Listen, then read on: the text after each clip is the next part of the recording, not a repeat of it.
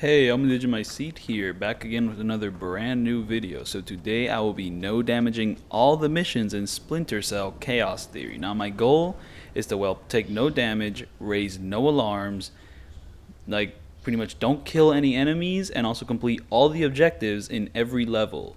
I'll be doing 100% on every single one of these levels except for one which I'll talk about later, but for the most part I'm pretty much just going to be playing it that way. I won't be ghosting per se, though there might be some ghosting here and there. That is not exactly my objective because I like knocking enemies out. So yeah, here we are. We're finally playing the best Splinter Cell game in the entire series. Though to be fair, I have not played the entire series yet. So far I have played the first game, the second game, this game, and Blacklist.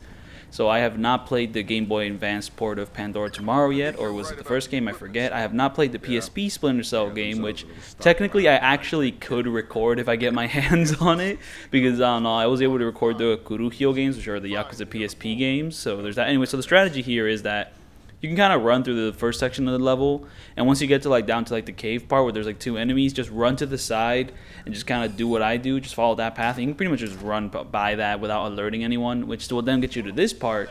And then, like, you know, at that bottom part there's an enemy there, so you know, take it a little slow. But you have to, like, one of the objectives in this level, like one of the side objectives, is to scan these like weapon crates. However, Chaos Theory here introduced the mechanic where you don't have to like actually walk up to things to scan them. You can pretty much just look at it through like your binoculars, and you can scan it like that, pretty much wireless scanning. So like the way to do that is just you press 1, you look at the thing you need to scan, and boom, you scanned it. And that is a mechanic which you'll be seeing a lot more throughout this video. But yeah, pretty much you don't have to go to those weapon crates. All you have to do is pretty much just point your pointer at it and then just kind of go from there. So anyways, here I accidentally alerted the enemy.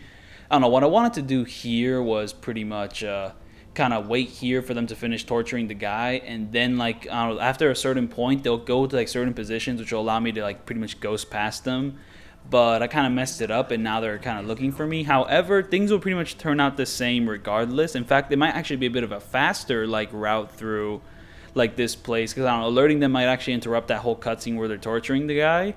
But you know, it would have been better not to alert them. You know, you don't want nothing messing up the run. You don't want anything a little bit like inconsistent. You know, you want a pretty consistent way to get through things. This is a little risky, but it worked out for me in the end. So yeah, I don't know, before this part there were like 2 weapon crates I had to scan, so I just kind of scammed them, boom, bam.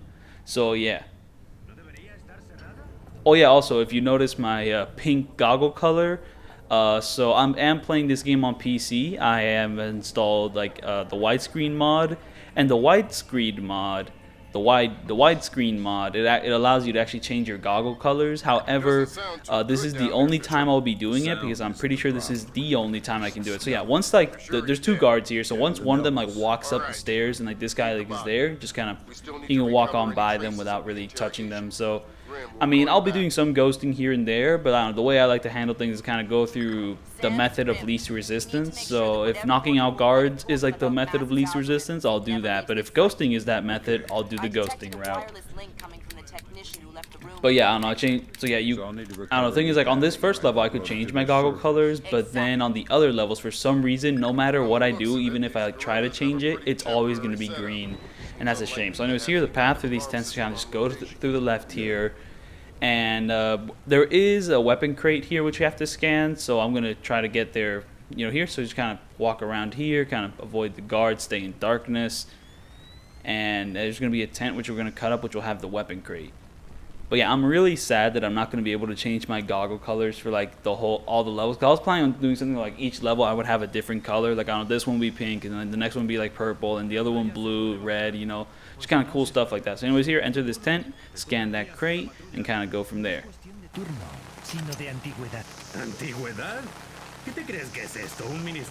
So yeah, I'll be playing this game also on the native language settings. So I don't know, this game has this thing where you're constantly going across like different countries, and you can either have all the enemies speak English, or you could have all the enemies speaking the language which they would actually be speaking. So here they're speaking Spanish, and now it's cool for me because I actually understand Spanish, but I wouldn't exactly recommend like this native language setting for someone who's playing this game for the very first time if you don't understand the other languages. So yeah, kind of climb that crate here to kind of go on this nice little path which doesn't really give you much conflict or trouble at all. So, you know, very nice, very nice. But yeah, I wouldn't recommend playing on the native language like setting because I don't know, sometimes enemy guards will be saying things which you actually want to pay attention to. Like on a first time playthrough, they'll say some really useful stuff, or they'll indicate that they're about to do something which kind of screw you over. So anyways, there's a weapon crate like on the ground there. However, I'm not really close enough to even wirelessly scan it. However, I don't know where it is. I'm just kind of trying to feel for it, but not really getting any results. But there, I finally found it. So nice. So yeah, the next crate's gonna be pretty easy to scan as well, but only if you kind of rush past the enemies, because I don't know, the strategy here kind of requires you to like go past the enemies while they're talking. So enemies in these games, they tend to talk quite a bit. Also, Chaos Theory introduces a new mechanic where instead of having to shoot out lights, you could actually just shoot like an electric bolt at them or something with your pistol and kind of temporarily take them out. Now, this is pretty great because a lot of the lights in this game are indestructible, but so like I don't know, if you can't shoot out the light, you can at the very least temporarily disable it for like kind of give you a short brief window to do what you got to do. It's also a little bit more thoughtful because you can't just break it forever and be in darkness forever. You actually have to like consider when to do it. It's a really cool mechanic and then kind of a cool way to expand like this game's stuff. Anyway, so there's a guy here, and while he's staring off there, just hack the computer there and you can just kind of walk past him. Like a memory allocation error. Don't worry, we give you the best tools. And this electric bolt applies not just to like lights, but also to cameras. And oh yeah, so there's like two enemies talking over there. So while they're talking, we're gonna go down here. We're gonna scan the final weapon crate, and then we're pretty much just gonna slowly not slowly at all. We're actually gonna be pretty fast. And yeah, so this game also not only brings back the light meter from the previous games, it also adds a sound meter. So now you can actually know how much sound you're making and if the enemy can hear you or not. Because you see like the white little square like on the second gauge or whatever, that like decides if you cross that, then the enemy can hear you. But if you're below that, the enemy can't hear you. So different situations, like the sound can be different. I'll say in a thunderstorm, that's a lot louder than being in a quiet room. So like I don't know, how fast you move is dynamically decided by your environment. It's a super cool detail. And also this game, I will say, we're gonna have to say goodbye to one of my favorite like glitches or like broken tech in the previous two games, where in the previous two games if you spammed the crouch button, then you could actually be completely silent. You could be running at full speed, but as long as you spam that crouch button, you'll be completely silent. But in this game, they finally fixed it.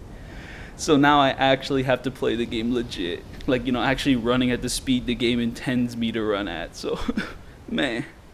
So yeah, I am playing this game on PC, and well, just like the previous games, the way you control your speed is by kind of moving the mouse wheel up and down. So, like your like lowest speed is pretty slow, but completely silent.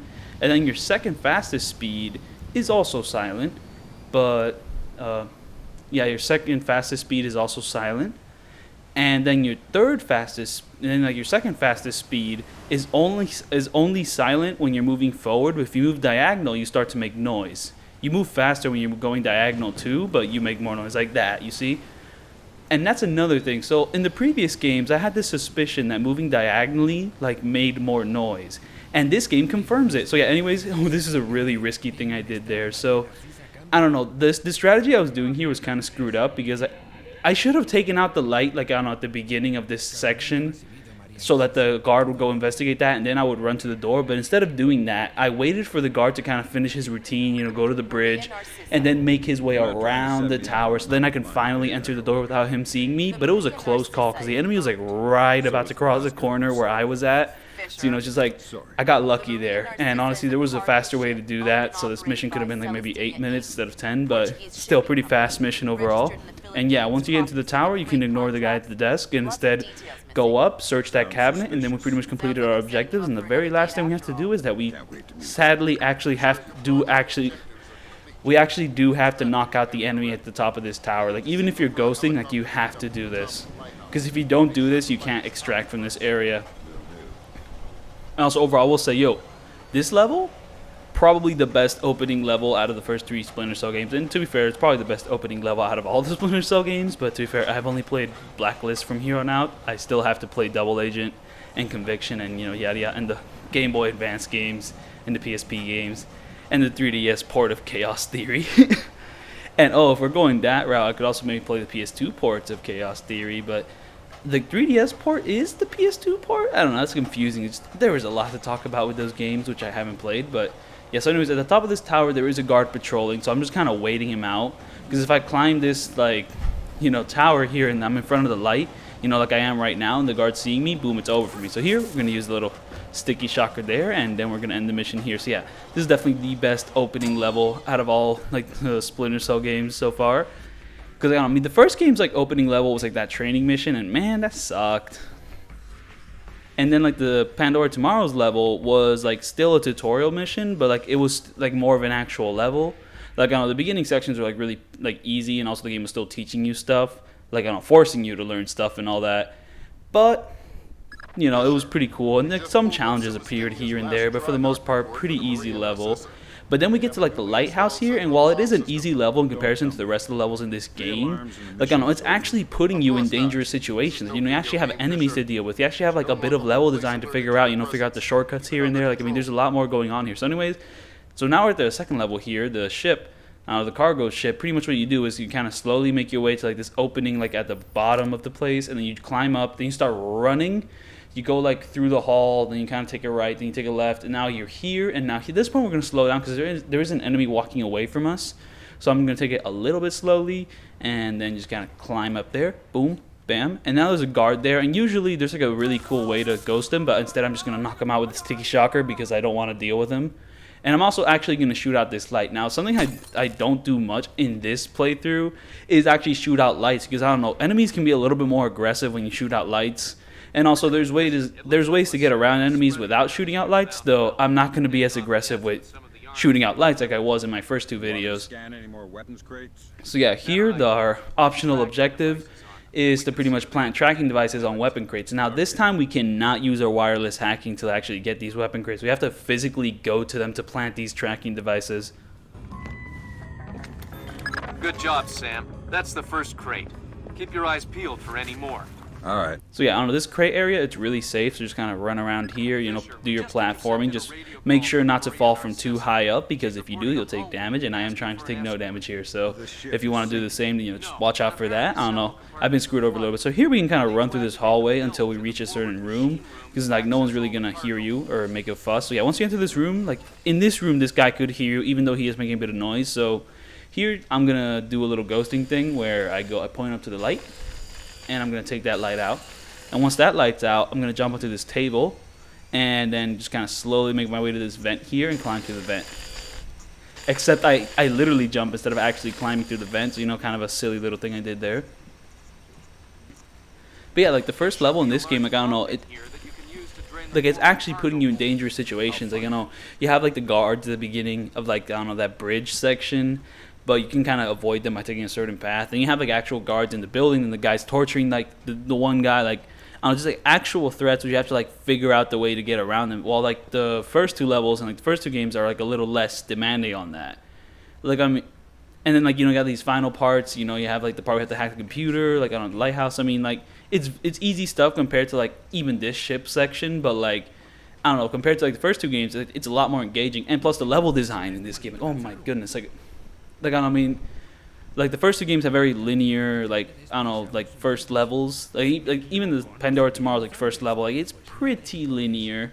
While in the Lighthouse, it's also linear, but it also has like all these different like paths you can take. You know, there's like a ton of cool ways to approach it. So anyways, here what I'm gonna do is I'm gonna wait for these guys to finish their conversation, and then like, well, not exactly finish their conversation, but like once the guy on the ground moves away from this machine here, I'm gonna like pretty much temporarily shut off the lights, and then once I activate the pump, that's gonna create a bit of noise, so I can actually start walking a little faster, like kind of at the third fastest speed, no, like the third slowest speed, I don't know, but yeah, kind of like the third speed, third gear, whatever, and then from there we can kind of move from there, run up here, go to this door, because now like we removed like the water from here, and then we're gonna do a little bit of platforming to scan another optional objective. Bill of lading should be mounted on the side.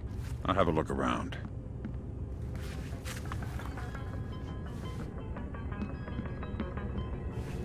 But yeah, like Good work, Sam. one big It difference looks like between like whoever this delivered game and these like the rest of the arms games, to just Sarah no, was not awesome. exactly the rest of the games per se, but like the Splinter Cell 1 and Pandora Tomorrow is just like the level design. Oh my goodness, like Chaos Theory's levels are just like a beautiful. Because like I don't know, the first two games tended to be pretty linear. So anyways, here we're gonna pretty much jump into like this little like underground space. There's a name for it, but I forgot, and we're just gonna slowly make our way past these enemies above us.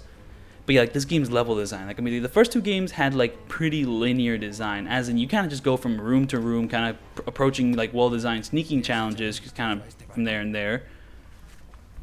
I mean, the way you like tackle sneaking in the first two games is that, you know, each room has like a sneaking challenge to get by. You know, sometimes the challenges can be pretty open. Like, I mean, I'm not saying that Splinter Cell 1 and Pandora's Tomorrow level design is bad.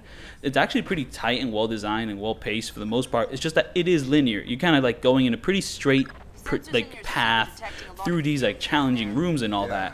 While levels in like Splinter Cell like Chaos Theory, like sometimes like they could be like a little bit more like those first two games, but sometimes like with stuff like this ship level and like the next level after this ship level is that you're not dealing with like a straight path through like the level. You're dealing more with like these like I don't know, like layers, like I don't know, like floor 1, floor 2, floor 3, and sometimes you have to like go back to floor 1 from like 4 or 5, and that's another thing. This game involves more backtracking, and you know, sometimes people get annoyed with backtracking. So anyways, the strategy in this room is that you enter it, then you start making your way like kind of fast through it to kind of climb up the stairs. And once you climb the stairs, like kind of temporarily take out that light, make your way through like that area, then climb onto like the little like path there, jump, and kind of go through there. I forgot what those things are called, like kind of the little bridge section in between the open space. There's a better name for it. So anyways, once we get up to this point, I kind of take it a little slow because I think if I go fast, the enemy might notice me, but I don't know. But yeah, like, I don't know, this game's like level design not only is a little bit more open and also like a little bit more non-linear, it also requires you to backtrack a bit. So it's not just like, oh, you have to go straight through all the challenges. You actually have to like know when you have to go back, you know, when you have to do certain objectives. You have to get more of a feel of the map. You have to learn like this map more because you can't just go through it. You have to go through it, around it, and then like back through it to go to another part of the level. And then sometimes extraction will like force you to go to the beginning of the level. Like, I mean, you gotta think about that stuff. Like, and it's just a lot more like demanding in that sense. So anyways, here there's gonna be an enemy that'll be coming our way soon. So I'm just gonna wait in this dark little corner for them to come out because I don't know. There's really no other like better way to get through this enemy per se, unless you want to alert him and all that. But yeah, because like Chaos Theory's levels aren't exactly like completely like open and non-linear. Like they're nowhere near as like massive or like as complex as something like a Hitman level or like some of the old Thief game levels. But it strikes this really nice like middle balance between like the linearity and the non-linearity of like its genre. It's just like, oh my goodness, like oh my goodness. And the thing is, it does this without really sacrificing what like the first two games were doing. It still has this really tight, cohesive, like, you know, like fast-paced stealth action. Okay, I say fast-paced. It's not like 100% fast-paced. Like, I mean, it's definitely nowhere near as fast-paced as some of the future games. But like, it's like I mean, oh my goodness, it's hard to describe. I'm not a video essayist or whatever, but like, man, like I mean, like, it has like this really nice pace to it. I don't know, you go from challenge to challenge. You never feel like, you know, you're wasting time, whatever. It never feels like the game is too slow, aside from maybe like one or two like talkie sections. Like, you know, you're constantly moving through the level. Like, you're constantly encountering new objectives, new challenges, which like force you to like, you know, think through it and, you know, kind of memorize it and all. Like, oh my goodness. And also, I should probably mention that once again, I haven't really come up with all these strategies on my own. I instead followed a video walkthrough of it, and the man who I followed this time is V339. So like, I pretty much followed their video walkthrough where they ghosted all of Splinter Cell Chaos Theory, and, you know, mighty thanks to them, I would have not been able to do this video without them. However, I will not be going for the ghosting approach because I will be knocking out some guys. You know, sometimes that makes it easier for me, sometimes it makes it harder for me, because once again, I don't know, some of like V339's like ghosting techniques could be a little insane in certain areas, and sometimes like the enemy patterns and AI don't want to agree with like my version of the game, so sometimes I have to figure some stuff out on my own. Like I'll try to mention it at one point. So anyways, here I went through like a vent, and then like once I go out of the vent, I can just scan the computer for the information I need, and then I can kind of just go from there. So instead of nuts from Malaysia, the Serta got guns from an imaginary Russian? Exactly. Now why don't you go find out where Lacerda is hiding? The captain probably knows where he is. Good idea. Why don't you head to the bridge and ask? Okay, Sam. Judging by the numbering on the crates, that's about half of them.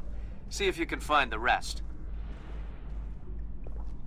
Oh yeah, so Splinter Cell Chaos Theory is like easily my favorite Splinter Cell game from the ones I've played.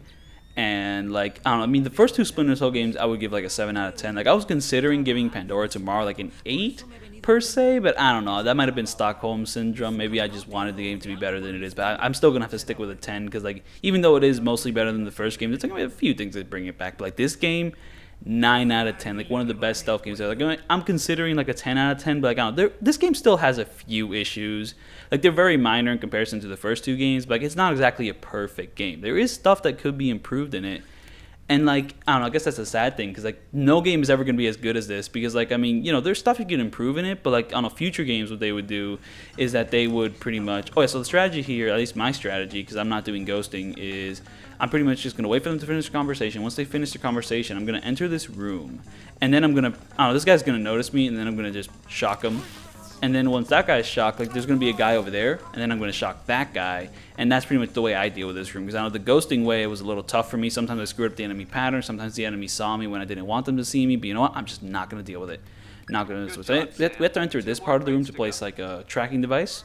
And then I'm gonna hide the bodies. So to be fair, you don't necessarily have to hide bodies in darkness anymore, because I don't know, there was this mechanic in the first two games where like once you reach a certain checkpoint, the game will do like a body check of like every single enemy in the level which you've knocked out, and if they're not hidden in darkness, like an alarm's gonna be raised. So if you like leave an enemy knocked out like in pure brightness, and then you like run away to like the next part of the level, like at a certain checkpoint, the game's gonna go, hey, you didn't hide that body, we're gonna like punish you for that. However, in this game, it's a little bit more like fair with it. So instead of like having that system, now another little weapon crate there, which is scanned. But now what this game does is that the only time like an enemy will raise an alarm for like seeing a knocked out body is if they physically are there and see that body. But if you knock out all the enemies in the area, you don't really have to like worry about like hiding the body, because if there's no one there to find it, then there is no one there to find it. It's not something which the game, there is no body checks. It's more, if the guard is physically there, then he will physically check for it. But if there is no guard to physically be there, then you don't have to worry about it. Or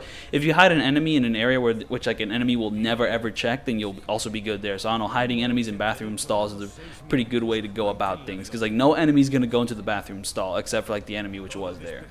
So here we're gonna wait for these guys to finish their conversation, and then once they move into a certain position which like gives me the advantage, I'm gonna interrogate one of these guys, and then I'm gonna knock him out. Then I'm gonna knock out the other guy, because interrogating one of these guys will give me the information I need to pretty much complete my next objective. I don't know, the way which V339 did it is that he instead did a little more complicated thing, because I don't know, you could do like the objective without knocking out like people, but if you can knock out people, then you can just talk to this guy and just be more than well on your way. Because if you don't do this, you have to like kind of go through this part of the level and then backtrack all the way here to the third floor.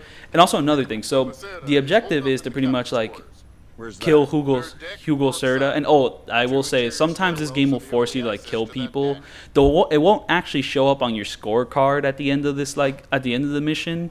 Like I don't know, there's certain like targets, pretty much the objective of your mission, which you will have to kill them, but the game won't say that you kill them, because there's just like the mission. While if you don't kill any of the other enemies in this level, then you're like, it won't show up on your scorecard.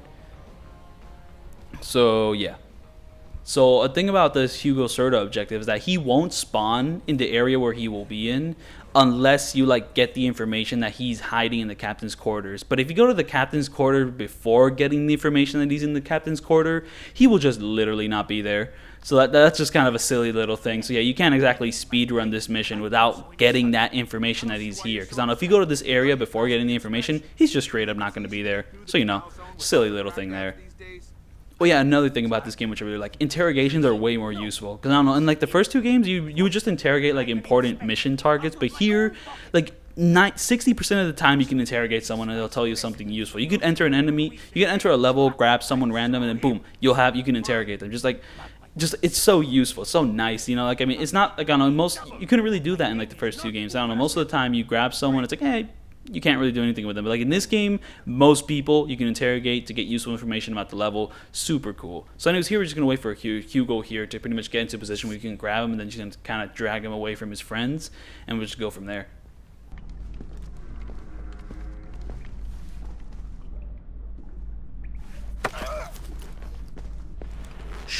Don't make a scene. Madre de Dios, Not exactly. But if it makes you feel better to pray. please don't kill me.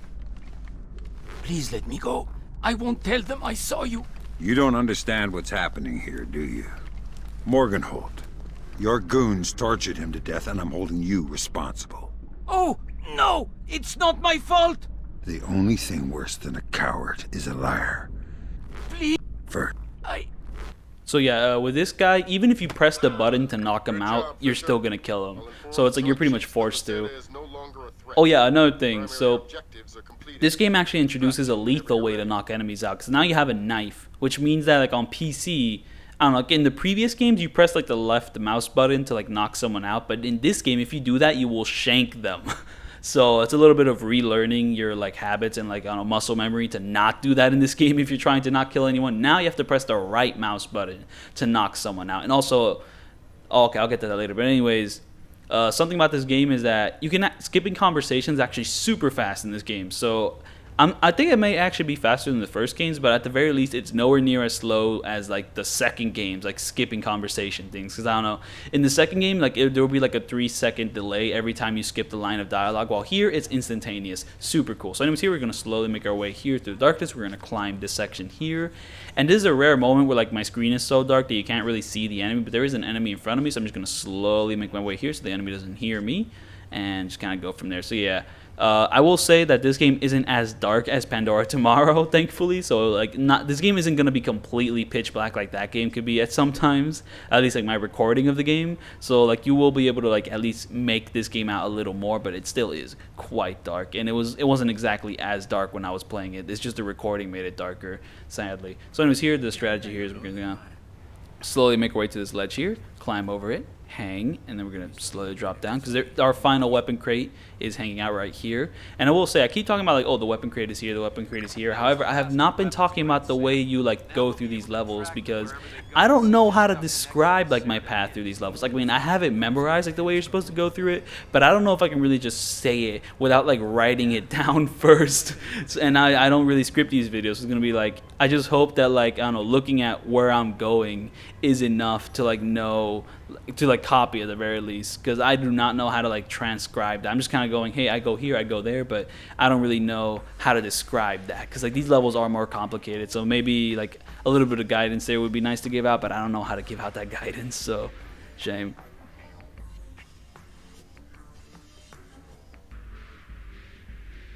So yeah, the 100% here, it's only really affected by, well, if you're caught, if enemies like see bodies, if you raise alarms, and if you don't complete the other objectives. But knocking out enemies does not lower that percentage. You know, it's pretty cool. So anyways, here is probably the best level in the game.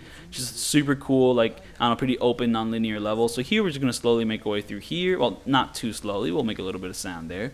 And then here we're going to go for a bit of a run. Swoosh. Go for these like rolls, and also I love these rolls. They have a little bit more momentum to them than they do in like the previous game, like the animation. Oh yeah, the animation like, overall is just like has a lot more umph to it. And there's a camera here, so I guess you could be a little careful, but I think running through here is just fine. Jumping through that stairs there, very cool.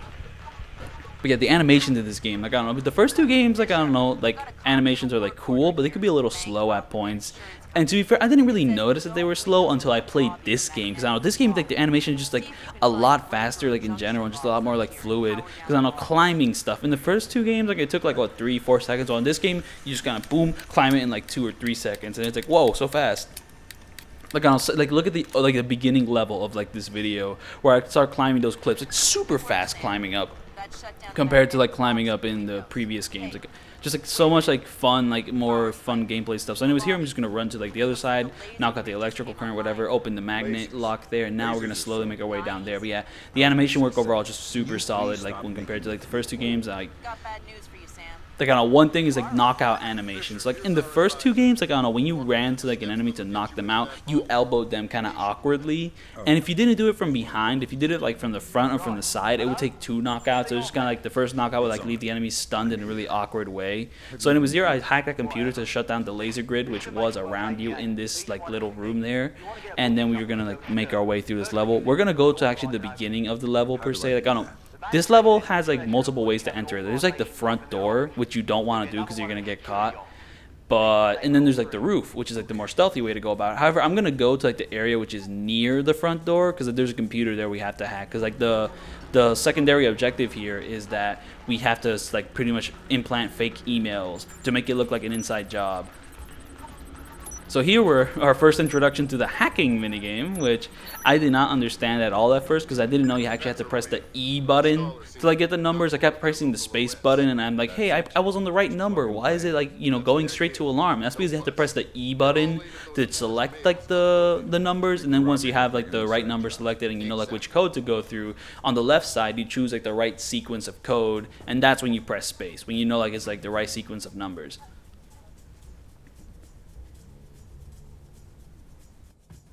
But anyways, back to those knockout. Actually, nope. I have to talk about strategy here. So, you know, once you like hack the email, once you put the fake email on that computer, go to this part, wait for the enemy to cross that door, and then we're gonna cross this door, and then we're gonna walk through here because like the camera is usually pointing away from you if you like time it exactly how I did it. So then here we're gonna hide in this dark little corner because the enemy's gonna come by and he's gonna go through that door, but he's not gonna see us because we're in this dark little corner. So anyways, so yeah, I'm equipping like this for like a future section of the level, because I will be knocking out a few people in this level.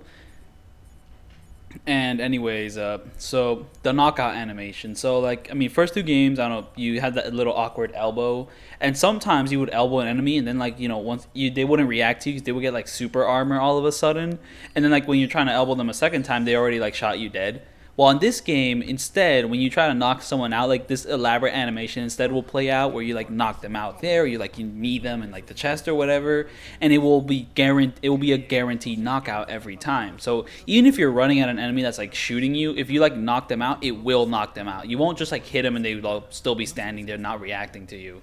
So, you know, just a nice little fix there. So anyways, here we're gonna enter this room, and then once the enemy's like kind of away from you, you kind of hack the computer there, and then you do a little hacking minigame there. So, you know, on the right side you have these numbers that light up, and the numbers that light up are the ones which you want to pretty much are like the correct numbers on the left side. So like on the left side you have like this huge like selection of like different sequences and all that, but once you like select like the glowing numbers on the right side, like that sequence will like kind of diminish, and like there'll be less and less options to choose from until you have the right option. And like, you know, in the beginning here, like in this first level, it's a little easy, though later levels it makes it a little harder because like you get like, because I don't know, you have a limited amount. So there's another computer there, gonna hack it there. So like, I don't know, you see on the right side, you see like the little lock with the number there, like that's the amount of times you can like press the E button to like select a glowing number. So you'll see there it goes down when I selected 40. So, you know, here we have like a lot of like selections here to choose from. So anyways, there's a laser grid there, and you can kind of like you can kind of grab the enemy and like go past the laser grid, because like the enemy like is immune to the laser grid, so like if you're grabbing him, it makes the lasers go away. However, there's a nice little thing we can climb here to kind of get past these lasers. So at the very least with these lasers you don't have to do that.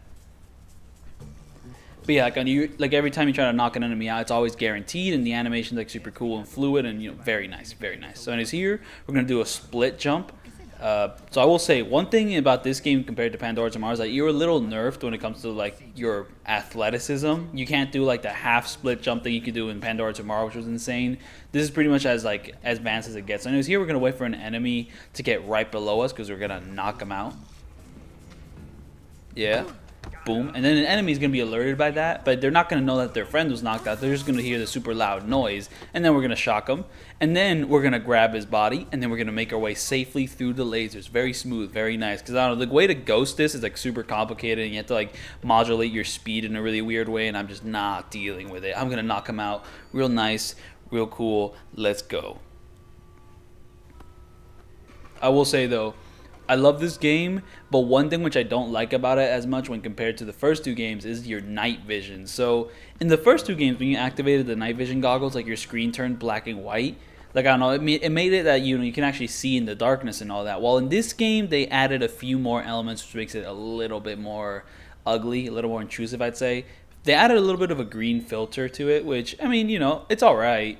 You know, green goggles, green filter, whatever. But the one thing which I can't really stand is that you also have like this goggle overlay like over the screen. So like you see there, like you see on the edges of the screen, there's like these like black marks there because, you know, it's like a circular pattern, you know, because they're goggles. It's like, man, was that really necessary? Like, really?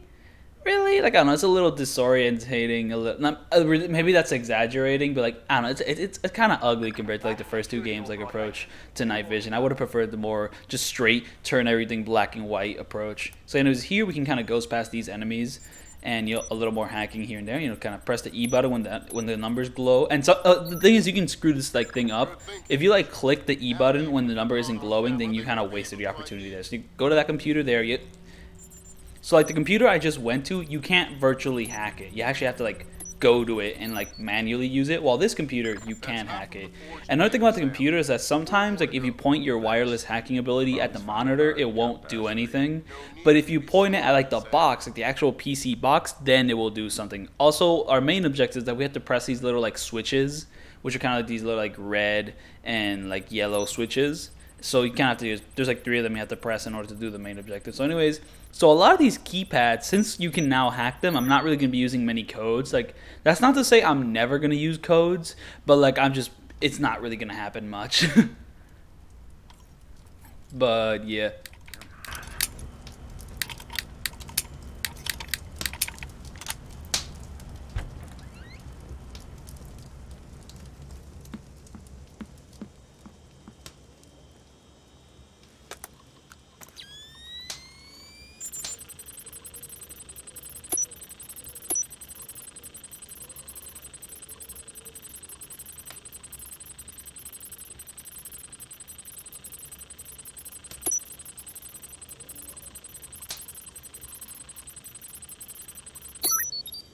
So yeah, like you saw how slow that was.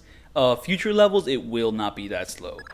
However, I will say, like, I kind of love, like, in these first couple levels, how, like, mechanics are gradually being introduced. Like, I don't know, the first Lighthouse level, you have, like, the wireless hacking, you have, like, the introduction to the sound or whatever. And then on the second level, you get, like, more non-linear design. And also, another thing about, like, the more non-linear design, you kind of going up and down this level, just like you're constantly being introduced to stuff, and each level is like really distinct in the stuff it introduces. And then you get to like this level in the bank, now you're introduced to hacking and the lasers. It's like it has such a rush to it. And while I don't think like the later levels have that same rush as this beginning section, but like these first couple levels are probably like some of the best levels in the game. And like the later levels are not bad. Like unlike the first two games, I don't think this game really has any like horrible levels. Like all the levels in this game are like really, really dope. Like maybe there's like one which is like a little annoying, but like they're still pretty cool. And it's just like, yeah, let's go. So anyways, my strategy like beforehand was like there was like a single guard. You can kind of walk past him pretty easily as long as he's looking away from you. And then you enter the vent like on the left side to enter this room. Then you check the cabinet there for something cool. And then here kind of more uploading more fake emails. Very nice. And just slowly making our way through this room. And here we're gonna wait for an enemy to move out of the way while he speaks in Spanish. So yeah, I'm just going to talk about something a little unrelated, but related to this game. So sticky cams. So something you could do with the sticky cams in the first two games is that if you shot at an enemy's head, it would knock them out. In this game, it does not knock them out. It just kind of like rustles them a little bit. Like they get a little upset about it, but you cannot knock enemies out with sticky cams. I thought that was annoying. 8645. Ya está. Ahora, a ver qué más puede arreglar Paco. However, one thing which is cool about this game is that your aiming is actually accurate now. Like, I don't know, the first two games, like, if you're aiming with your pistol, like, I don't know, there's, like, this inaccuracy built into, like, that, like, pistol's, like, shooting things. I don't know, even if you have your cursor, like, right at a light bulb, if you could sometimes shoot and it would just straight up miss. And Pandora Tomorrow added a laser sight which showed you exactly how inaccurate you were. So at the very least, you could, like, tell when you were going to shoot something or not shoot something. Oh yeah, another thing about okay, so V339's like walkthrough, I could have sworn that he never went to this computer because I followed his walkthrough, went through the entire level, and then at the end it said, "Oh, I still need one more objective." I'm like, "Wait, what objective?" I did everything in the video, but I forgot to go to that computer. I think I don't know. It's weird because like this game kind of has a system where if you don't do the secondary objectives of the previous level, they'll make it like primary objectives in the next level. Like I don't know. There's like a really cool example of this in the 6th level, but yeah. But I did all the objectives, and so did he, so I don't know like why he didn't have that objective, so it's just kind of like weird. You guys. But to be fair, I might actually be forgetting that he like actually went to that computer. Cause like the one thing is that, man, like the more non-linear levels makes it harder to follow video walkthroughs by memory. Like you have to memorize like the way he goes. You have to memorize like the level layouts, and if the level layouts are a little bit more complicated than a straight line, it's like, oh my goodness. It's like, you know, the brain power. Oh man, oh man. And also the other thing is that in these first 3 levels, I did them all in one take. So in future like levels, I actually will be using quick saves. Like, I mean, I try to not do it like too liberally, aside from a few exceptions, but like I will be using quick saves in like the next couple levels. But like these first 3 levels, I actually did them in one take. I was actually gonna like do the bank mission here like with quick saves, but then after a certain point, I'm like, man, I know this entire level. I could probably do it in one take. Let's give it a go. So yeah, there, very nice. We're gonna get the objective here. And you can do other stuff here, like turn off the lights, like, you know, turn on the sprinklers. Like, what's the point of it? So yeah, here we're gonna do a little bit of hack. So like that's like a new thing you can do with your goggles. Like in the previous games, you had like night vision, thermal vision, but now you have like blue and white vision, which I don't know the purpose of it, but it's there. But yeah, like, I mean, I was mentioning with the aiming, like, I don't know, your aiming with the pistol was pretty inaccurate in the previous games, but now it's pretty accurate. So yeah, here there's like a surprise laser, which like, you know, could kind of like catch you off guard because it's not visible to the naked eye. So just kind of take that out, and then boom, we are good to go there. But yeah, your aiming in this game is actually accurate. You don't really have the laser sight anymore, at least not to my knowledge, and I never really needed to use the laser sight. But yeah, now your reticle is actually accurate. Though to be fair, it may not be like super accurate, because I have seen some videos which said that like it's not the most accurate thing in the world. So anyways, here while we're exiting the level, we're gonna hack our final computer to pretty much upload our last fake email, and that pretty. Oh, we have to hack though first, and then we're just gonna go from there. But yeah, like, I don't know, your aiming with a reticle is actually pretty accurate, though maybe not completely accurate, because I've seen some videos say that like it's not the most accurate thing ever, but to be fair, I haven't really seen those videos, so I can't really confirm that. But yeah, just kind of cool stuff there. Right, I forgot. Bankers. Evil. Also, another thing, so airfoil rounds in this game. So in the previous games, like if you shot an airfoil round at an enemy, like at their body, it will kind of just knock them out. Okay, so here we're pretty much safe to like kind of run through, because now we're gonna enter like pretty much back to the beginning of the level, pretty much the way we entered. But instead of taking the ladder, we're taking the door this time. So here we're just gonna run through. We're gonna make our way to this light here. But once we make our way to not that light, it's the light that's coming up. So once we make our way to like the light there, we're gonna take it out for, like, temporarily, because we actually can't shoot out this light. So this is pretty much the only way to get through it. And then we're gonna climb the pipe here to pretty much take a zip line to pretty much rush ourselves all the way to the end of the level. Very nice. But yeah, airfoil rounds. So in the previous games, you could shoot at the enemy's body and it will kind of stun them for a little bit. And if you shot a second one, it will completely stun them out. Or you can shoot an airfoil around an enemy and that'll keep them stunned for a little bit. And if you run up and elbow them, then that will like take them out. Or you get a headshot on an enemy with an airfoil round, and that will knock them out completely. However, in this game, you shoot an airfoil around an enemy and it will just knock them out. No matter if it's a body, the head, it will just take them out. Like, the only other time it won't take them out is if you shoot it from like too far away, or if an enemy's like too alerted. Like if you shoot them like straight like in front of their face, they may actually like take the hit and then like just kind of continue shooting you. Or some of these more crafty enemies will straight up dodge airfoil rounds, because if you're like too exposed and you shoot it or something, enemies will just straight up dodge your hit and then immediately start like shooting you. So instead of enemies being stunned by your airfoil round, they'll just go into full alert, which I think is a little annoying. Like, I mean, I don't know, it kind of like it's kind of like streamlining the game a little too much, like making it a little bit easier, because I don't know, I kind of like the idea that airfoil rounds are like a worse sticky shocker, where like it's not an immediate knockout, it's more like a knockout which you're gonna have to put a little more work in to actually make it work. But now in this game, there's really not much difference between the airfoil rounds and like the sticky shockers, aside from the fact that like the sticky shockers are more silent than the airfoil rounds. Because I don't know, there's instances where you can kind of shoot an enemy with a sticky shocker and then like, you know, not make that much noise, but if you use an airfoil round, like the entire building goes on alert. So yeah, here just kind of sneak past that enemy to kind of get to this pipe, and then we're gonna do a little bit of platforming here to get to our next objective. But yeah, I don't know, in this game, the airfoil round and sticky shockers, not much difference between them aside from like the amount of noise they make. So you can kind of use them interchangeably, while in the previous games there's like a little bit of difference. And yeah, the sticky shockers are way better, but I kind of like the, you know, risk reward. No, it's not a risk reward system. What am I talking about? But I kind of like that, you know, if you run out of resources with like the sticky shockers, you would have to like rely on the less reliable airfoil rounds. you know, just I kind of miss it. So yeah, here we're just gonna wait in shadow.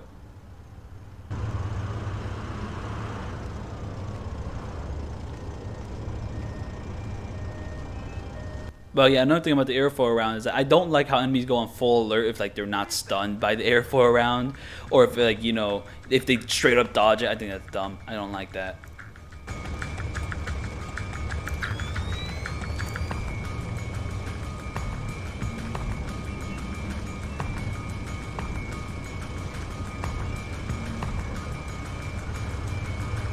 To be fair, I'm not 100% sure what my strategy was there. I think what I did was just kind of wait for an opening in the enemy patterns and just kind of walked on by. But I don't know the exact thing I did.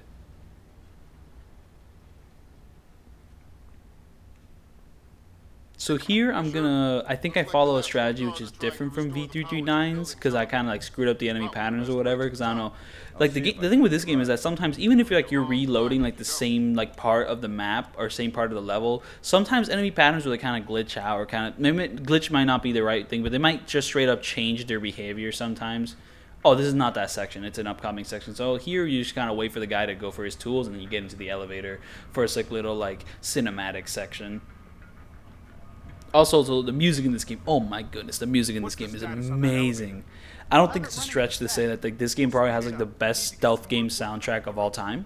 Like the only other competitors are like what, Metal Gear Solid, Hitman. Like those games have amazing soundtrack, but this game just encapsulates espionage like no other. Just the creeping tension, the vibes. Like oh my goodness, like each level has such a distinctive like just like oppressive dread. Like oh my goodness, just love this soundtrack. It like just spy. You are a spy. Like oh man, just fantastic soundtrack, and like it's also used fantastically throughout this game. Because I don't know, I mean like, if you're just like sneaking by normally without being caught, they'll be like they'll have like this nice little like, you know, cool music. But if you like enemies start to take notice of you, then the music kind of ramps up a little bit. And then once you're in like an action sequence, then the music goes full blast, drums going boom boom boom boom, like oh man, just like the dynamic like escalation of the music, just like oh man, it is so satisfying to just sneak through levels, and like the music kind of ramps up, ramps down, like oh man.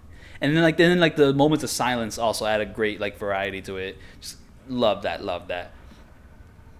However, one bad part about the music is that it got my video copyright claimed. Like my no commentary version, it got copyright claimed because the composer of this music, I guess, is like, I don't know, I guess not a game composer, a real composer or something like that. So like he actually cares about his music or whatever. So now if the YouTube hears it, they're gonna copyright claim the video. So I hope my commentary is loud enough that it actually drowns out the music somewhat. Like I mean I love this music. I would love to like for you guys to hear that, but I don't know. You might as well watch the no commentary version to hear that music, because I am trying to drown to pretty much drown it out enough to the point where the commentary version doesn't get copyright claimed. I did that with my Kuruhyo 2 video, even though it's a little weird why it didn't get copyright claimed, because I guess it's just because like the volume levels of like my talking are higher than like the music of this game. So yeah, there you kind of wait for the enemy to kind of walk by you, like you kind of walk behind him, and then you go into a dark corner, and then from there you kind of wait there. So anyways, here I'm going to take a little bit of a different strategy from V339's. Like he waited a lot longer than I did.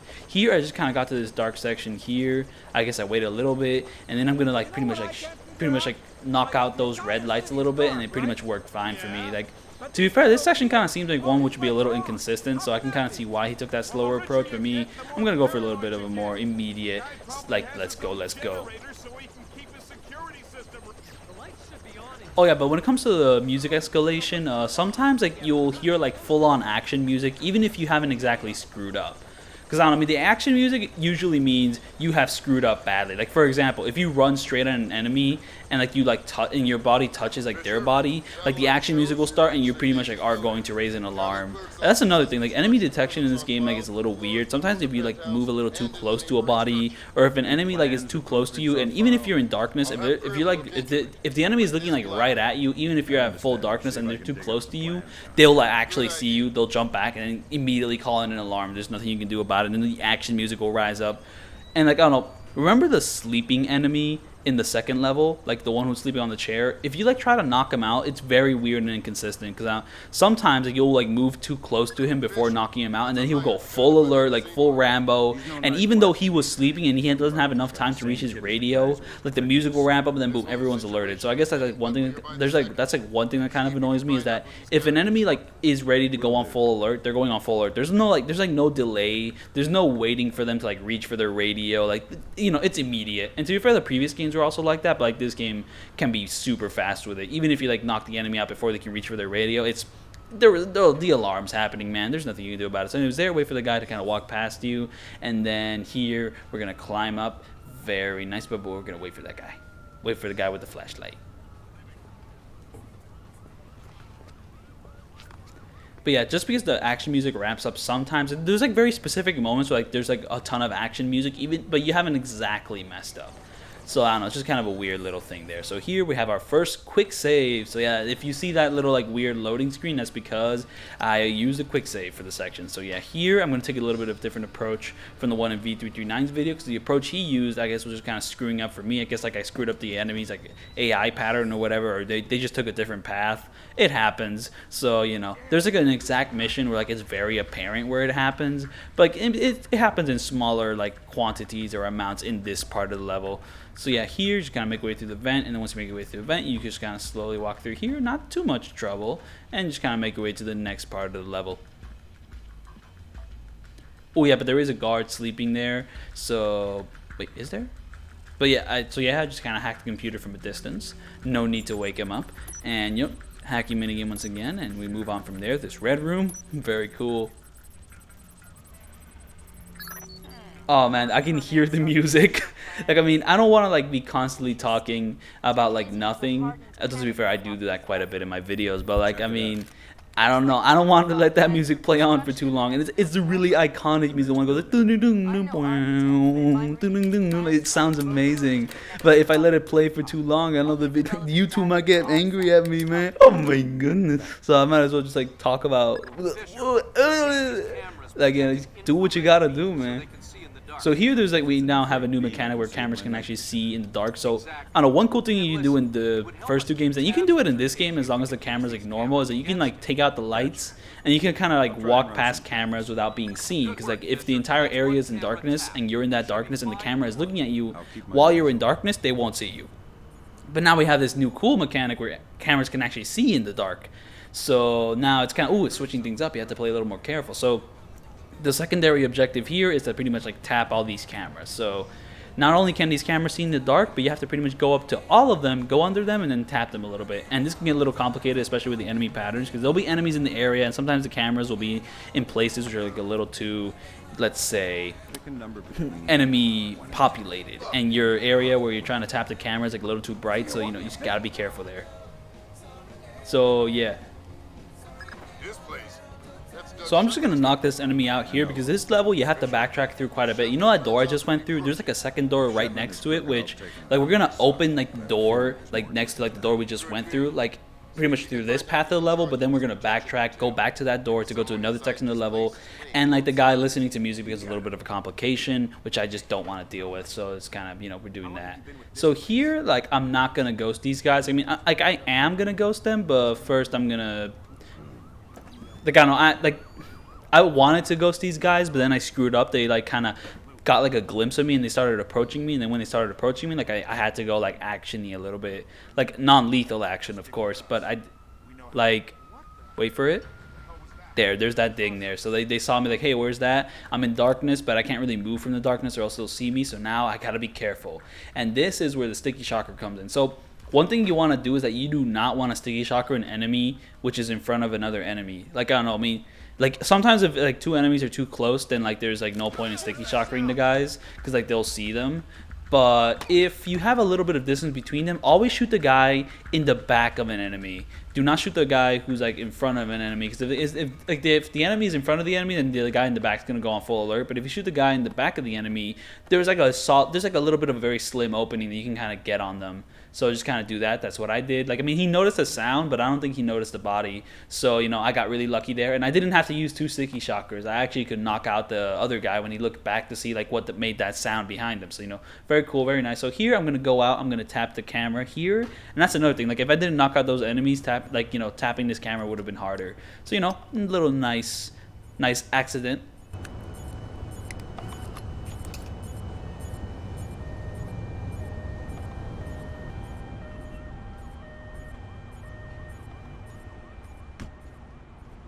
Oh yeah, another useful thing about disabling lights is that it creates slightly more noise. To be fair, not enough noise to be like a huge advantage, but it is a little bit of an advantage. So you can move like a little bit quicker. So, you know, very nice. Very nice. Also, a weird little tangent, but the elevator buttons in this game. So here I'm going to move to like this place. So like the place which I'm at is right now is actually your extraction point. So once you finish all your objectives, you have to backtrack to this area in particular to like exit the level. So that's what I'm saying, you know, like you have to keep those things in mind. You can't just like mindlessly like go through each challenge, you know, kind of in a straight path. You have to like, you know, go back, forward, around, like, you know, just a ton of stuff to keep in mind. And it's so much more engaging, but it doesn't lose like the pacing of the first 2 games. So like I mean I don't know if anyone would disagree with me on that, but I don't think it really loses like anything in doing this. It has the same qualities as the first 2 games, but with more complexity. It's nice. It's nice.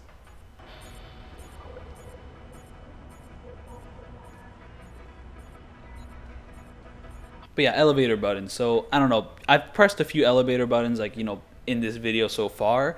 And sometimes it'll show you like, you know, the buttons physically to press them. But sometimes if you just choose the option to press the buttons, it'll just do it without allowing you to choose between like your options. It's just kind of a weird little thing. Oh yeah, sometimes you can like kind of get into the camera's vision for like a very short amount of time. If you hear the but if you like quick enough to like, you know, get out of it, then you won't get caught. But if you stay on it for too long, then boom, alarm raised. So yeah, you know, just kind of tap that camera, and then we're gonna go into this room here to complete one of our objectives.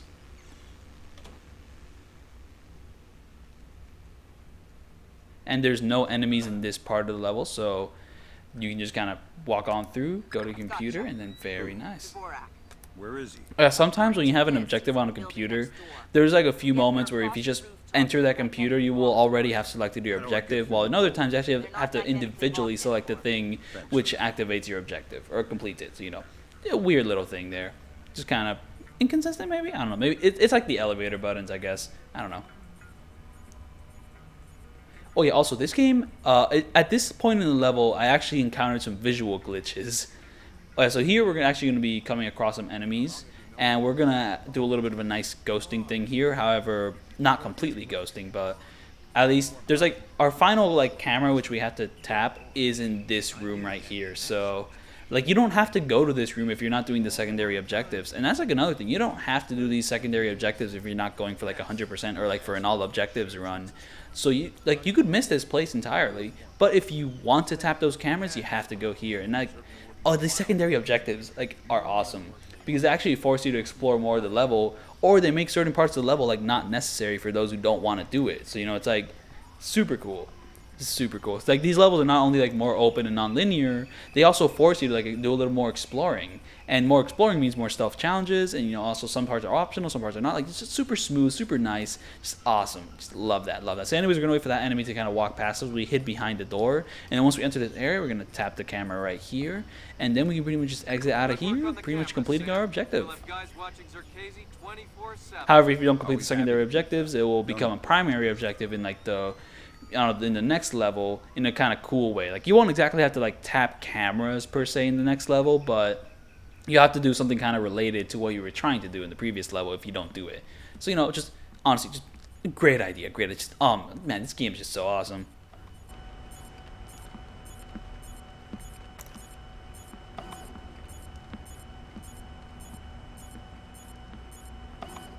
So here, like I don't know, V239 had a strategy where he like immediately grabbed this guy, because you do have to interrogate him for like one of the objectives, and I don't know how to like complete that objective without interrogating him. So you do have to kind of grab him. However, he like found a way where like, you know, a weird modulation of his speed to catch up to him before like the camera caught him, but I did not know how to do that, so I did a little bit more waiting to get to him. Good. So yeah, very nice like skipping of interrogation stuff, so I can just kind of quickly do that and then knock him out and go. Oh yeah, this game has a bit more physics engine, so now enemies that kind of have like ragdoll physics. So like what I do is I kind of like kind of turn so that the enemy is facing the wall when I knock them out, so that they kind of flop against the wall instead of flopping in front of me and like into the light. So you know, just kind of cool stuff there. So I mean, yeah, it's really cool. And also another great thing about the ragdoll physics is that when I shoot them with my airfoil rounds, it is very funny. Hee. The next level you'll get to see what I mean. So yeah, another thing I haven't mentioned is that there actually is an enemy like by the pole there, which I haven't knocked out, but he's kind of sleeping. So if you're quiet, he won't see you, or at the very least, he might just be lazy. I'm not 100% sure if he's sleeping, but if you're just quiet around him and don't like. And if you're not like directly in front of him, then you should be fine.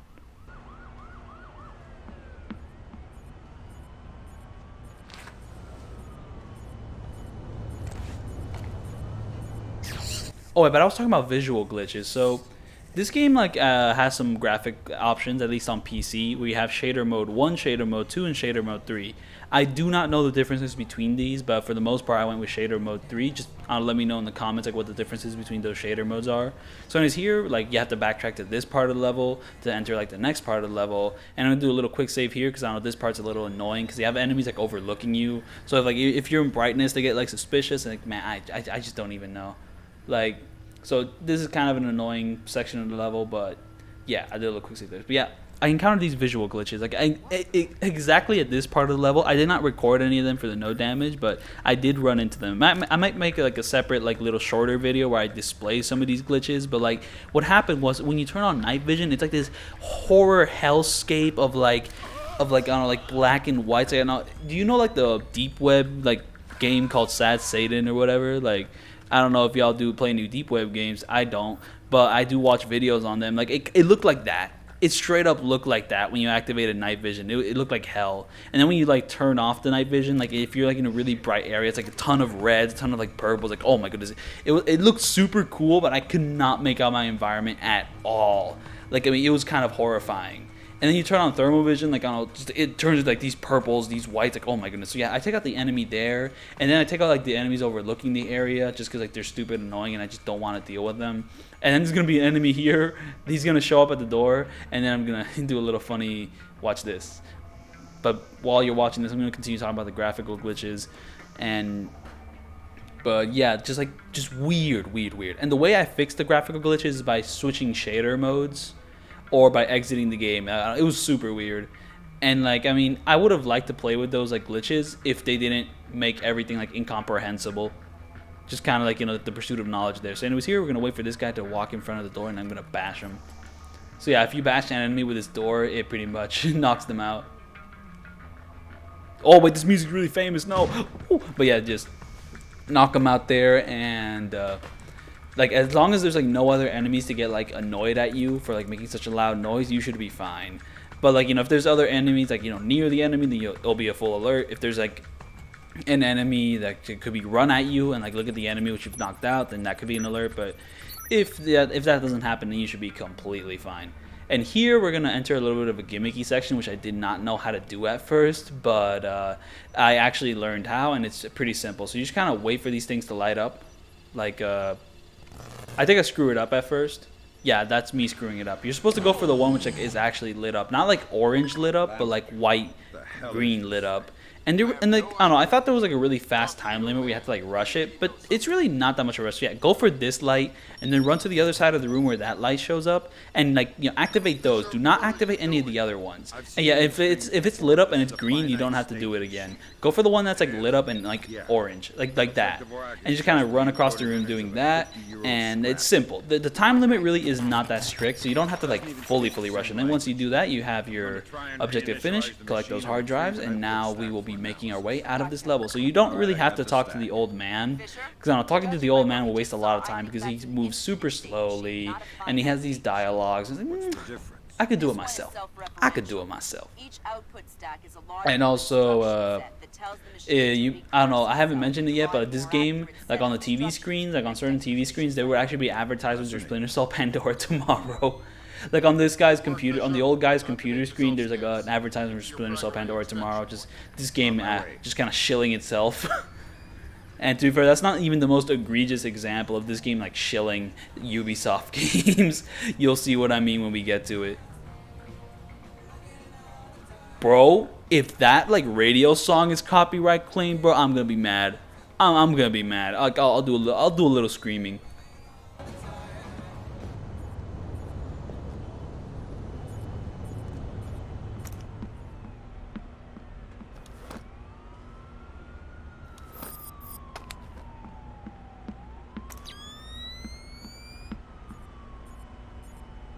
So yeah, here we're gonna make our way back pretty much to the exit of the level. So yeah, I just kind of disable that camera. You do have to disable that camera to get to this section. I have no idea why the music started up there, but oh well. Just end it.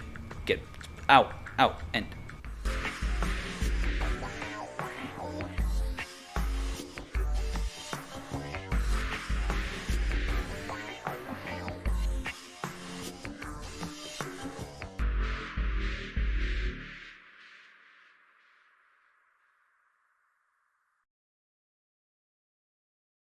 Fisher, we need to find out if Displace So is I think I mentioned something where I said that like in the next level, like the airfoil rounds would become very funny.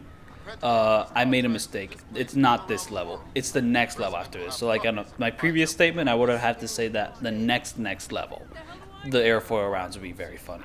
So the strategy here is that just climb over this fence, wait for them to finish their conversation, and then like once the other guy goes away and like the other guy is doing something else, go to the machine you have to hack. And not exactly hack per se, but just kind of go to the machine you have to do stuff with, and then now like disable the fan, and then once the fan's disabled, I can pretty much just go to it and go down it. And also, I'm pretty sure that I knocked the enemy out like by the fans, because the way which V339 did it was that he ghosted it, but like, he had to like wait for like the enemy pattern to be just right for him to like pick lock it the fan. But I am not gonna wait for that. Instead I'm gonna knock him out. So yeah, quick saves. I don't know, the way I use quick saves is that I try to like place them at points where it would be kind of natural for like a checkpoint per se. Because I don't know, if this game had checkpoints, I would kind of place them at points where it's like, you know, it would make sense. Like, you know, kind of maybe in the middle of the level, maybe like at the first third of the level, I don't know. Or sometimes if a level has like a really annoying section, I'll just put a quick save there because I just don't want to I don't want to like deal with that like repeatedly. So yeah, just pick lock it there. Oh yeah, one thing you can do in this game is you can actually break locks, not just pick lock them. But I guess I'm like too used to like my habits from like the first two games, so like I'm always picking locks. I very rarely ever like break the locks. So just kind of weird little thing there. But yeah, I will say V339's video, like, I don't know, he's like constantly using quick saves, at least like from my eye. Like I keep seeing the loading screen here and there, so like I mean, I don't know, like I mean, I kind of take on the habits of like the person who's like video walkthrough I'm like watching. Like, I don't know, when I saw Carcinogen's video on like the first game, I killed a lot of people, same as he, like the same way he did. I don't know, when I watched Center Strain 01's like Pandora Tomorrow video, I took on more ghosting habits like he did because I'm copying him. And then when I watched like V329's video, I took on more habits of quick saving. So anyways, here this section is tricky because I don't know, trying to wirelessly hack the briefcase from this vent. There's like a really small opening. You can barely see the briefcase. Like I was having trouble with it. I was having quite a bit of trouble with it, but you know, you can do it from here. And honestly, doing it from here is probably the best way to go about it. Because like once these guys leave the room, like that briefcase is on the move. So you know, just better to get it out of the way here instead of having to find an opening later on. So just kind of wait for everyone to leave the room, then you slowly make your descent into madness.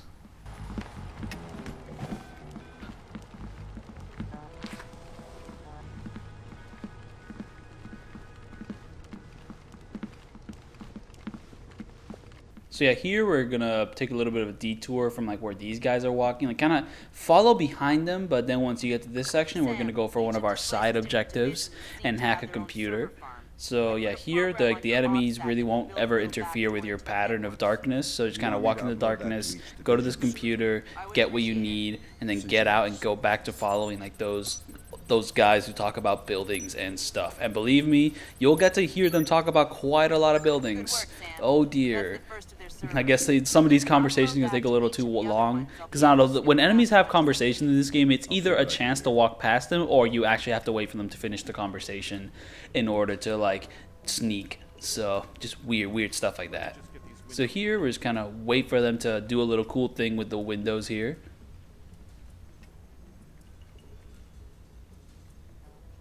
Wow. So if you were standing directly in front of that place, they would have saw you. So just kind of keep your distance here and wait for them to kind of be out of the way of the window, so that they don't even catch a glimpse of you, so that you can hack the little key code there. It's called an electrochromic window. A small electric charge can change the opacity of microscopic crystals. Or sometimes you might actually have the code. I forgot how I got this code, but I have this code. And just like Pandora Tomorrow, the code will show up while on the side. However, it won't show up when you're actually like inputting the code into the place. The reminder just kind of goes away, which is a little annoying. So anyways, here we're gonna hide in this area and wait for these guys to finish their conversation about buildings, stairs, or whatever. Like engineering, financing, real estate? Machines, concrete, decoration, elevators. Elevators like this one here. Huh. Okay, Julian, what's your point? My point is that every single day, 5 million New York executives ride elevators. Elevators that they can't do their jobs without. So... Well, you're worried about the cost, huh? You're worried about what the taxpayer will think. But it's a mistake to think that those two things are fundamentally tied together. Stairs are cheaper than elevators, Tom. Why don't we have stairs as the fourth discipline of skyscraper construction? No one is gonna take the stairs up 70 stories. Okay, I get you. Oh yeah, another thing which happens in this game is that if you leave doors open, enemies might like notice and get a little bit mad about it. Also, another time I use quick saves is when a particularly long conversation exists, which you have to kind of wait through, because I don't know, when you're like repeating sections of levels, I don't know, one thing which could be kind of a downer is that, you repeat everything perfectly, but then you have to wait for them to finish their super long conversation, and then after they finish their super long conversation, you screw up in the next part and it's over. It's like, bruh, I'm not going to deal with that. I'm going to quick save right after that conversation so I can just kind of get back on the horse and just get back at it. So yeah, here there's an enemy like right in front of us, and here we're just gonna do a little bit of sneaking here. Fisher, be careful with the Oh my goodness! Every time this happens, every time I make a Splinter Cell video, I always include one of my failed attempts without noticing. I'm cursed. I'm cursed, man. Man, Splinter Cell is a cursed franchise. I can't go through these editing processes without accidentally including like one of my failed attempts. Oh my goodness, utterly embarrassing. At least it's not as embarrassing as the one time where I screwed up while my Pandora Tomorrow video, because I included one of my failed attempts like 20 minutes in. At the very least, it's been like an hour and 11 minutes, so. Well, closer to 12, but still not as frequently as like the Pandora Tomorrow video, but still like not necessary. Like why did that have to happen? So yeah, just kind of wait for the enemy to walk past you, and then I'm gonna walk past them. Though to be fair, I don't think I commit to ghosting him. I do think I actually knock him out at one point, or maybe I do commit to it, huh? I'm probably gonna knock him out later in this like level. Yeah, here just kind of enter this room here, and it's a little dark, I can't see. So you just kind of stick to the wall there, and where are we? Oh, okay. We were kind of going through like a kind of resting room place, and here we go to the gym, and now we're going to climb this pipe slowly to kind of sneak past the guy on the computer, to kind of hack the computer on the other side of the room in order to like complete our side objective. I will say, I guess one thing which can kind of be improved is that, okay, I like the speed of Sam Fisher. I like his control. I do not like how slow he is on pipes. Like, I don't know, there's quite a few times where like the ghosting method requires you to just very, very slowly, like, kind of straddle your way around across a pipe. And so yeah, I ran out of like hacking things, but I figured out the correct code, so I just kind of did that. Very nice. Oh yeah, this computer not only has your side objective, I also think it has your main objective. So I think that's cool. But yeah, like, oh my goodness, look at how slow he is on the pipe. like Blacklist like went insane and made your like pipe speed like insanely fast, which is fun. But I also will admit it's insane for someone as old as Sam Fisher to climb pipes that fast. But it's fun. But yeah, the pipe speed here could be a little better. Like the rest of his actions, I say are pretty cool, but like the piping here, like I don't know, man. I don't know, man. Like this isn't even the most egregious example of like slow pipe like strata. Like there's like another level in this game where you go so slow against the pipe because like the pipe is so long and you have to strata like, oh my goodness, man, get out of here. I looked up what straddling means. It does not mean what I think it means. Let's just say climbing the pipe, like climbing the pipe slowly. But it's not really climbing. You're like going across it like a koala, kind of koala like walk. I was koalaing that thing. So anyways, I think I entered a vent, and now I'm waiting for these guys to shut up about Prince of Persia to kind of walk past them. And don't worry, we will be knocking both of these guys out for being such shameless shills for Ubisoft. But yeah, here, a little fast, but then slowly make our way to this guard here. And do I have him grabbed yet or no? No, I don't yet. Oh, wait, I'm not even going to grab him. I'm instead going to knock out both of these guys in this room to pretty much kind of make this room completely safe. And yes, we will be using the sticky shocker. Kind of an old return of like the thing I did in the previous level, I think. But yeah.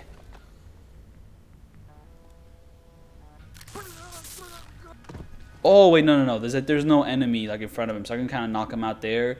And then while the enemy like over there goes here, I can kind of wait for him to exit there, and then I'll knock him out there. So yeah, now there's like no real threats except for the one guy who's like drinking coffee or whatever, like way back, which we kind of ignored for now. But I think I'm gonna. Oh, but actually, there's a really cool thing I'm gonna do with him like later on. But you'll see what I mean when we get there. Now I'm hiding the body, even though there's no real reason to hide them because there's no enemies which are gonna check up on them. Like there's no body checks and all, so it's physical enemies which check them, and there's like no real physical enemies which will ever come into this path here. And, what did I just do? What? Oh, I was carrying bodies. Okay, cool.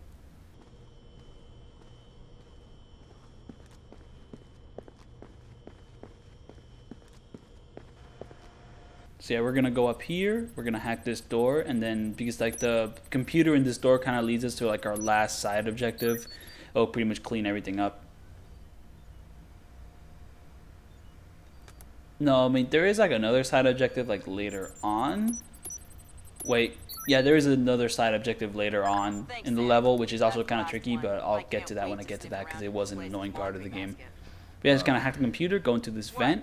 And I guess it's so dark that you can't see where I'm going, but yeah, this vent's gonna lead us to like a primary objective, and we're just gonna go from there. Oh yeah, I guess so. This game's like movement is pretty cool. However, I will say some of the contextual actions could be maybe less contextual. Like I don't know, crawling for instance. Like I don't know, certain sections of the level will just have things you crawl through, and it's just like very dedicated. Like you can't exactly enter a crawling position. You just crawl through areas, and I don't know if I really like this that much because it's kind of like mandatory, like waiting. Because I don't know. Like, vents are pretty much stealthy ways to get through levels, but they're also, like, kind of pace breakers, per se, which, I mean, I guess is kind of a pacing thing. Because, I mean, when you're in an event, there's not much to do. You just kind of walk through the vent. And if going through the vent's, like, a little slow, then, you know, whatever. But, I don't know, if you could just, like, lay down on your belly and crawl, then that'd be a more natural way to maybe go about it. Maybe get a little bit of Metal Gear Solid in here. Though, to be fair, there's never really a reason to crawl on your belly in Splinter Cell except for these very specific vents. So it's like not much reason to do it. I'm just kind of like a little conflicted on how vents work in this game. And also how crawl spaces work in general. Because I don't know, sometimes it's like a little unnatural, the crawl spaces. Because sometimes you'll just crawl through something which maybe if you could just lay down naturally, it'll be a little bit more, I don't know, interactive, I guess. So, you know, whatever. So anyways, now that we're back in this room and there's a single enemy here, I'm going to do a thing which V339 does not do, and I'm gonna go through the lasers to pretty much backtrack to the elevators, because once again this is another level, we have to backtrack through it to get to like to the next section of the level. So yeah, like I mean it makes it harder to memorize, though thankfully it's not gonna be as demanding as something like Thief. Like oh my goodness, like I mean I want to do a video on the Thief games, but like oh my goodness, the first two games levels are going to be hell hell to memorize, because that is just like they're so massive, they're like so obtuse, and even the maps don't really fully list like how complicated those levels are. So like actually learning those levels, like going through them. I will be using quick saves in levels like that massive, but still, even with that, like following guides is gonna be hard. Like memorizing the levels is gonna be hard. Memorizing the way to go through those levels is gonna be hard, and like that game is just hard in general. Even though it is fantastic. The enemies, there is an enemy in this area which I have not knocked out, and I'm just kind of wondering, where is he? Where is he? Where could he be? Oh, he caught a glimpse of me. Uh-oh. So now we're gonna wait for him to kind of pop up so I can take him out, but I don't know where he is. Oh, music. Music. Music. What? Music. Stop playing the music. Stop. There's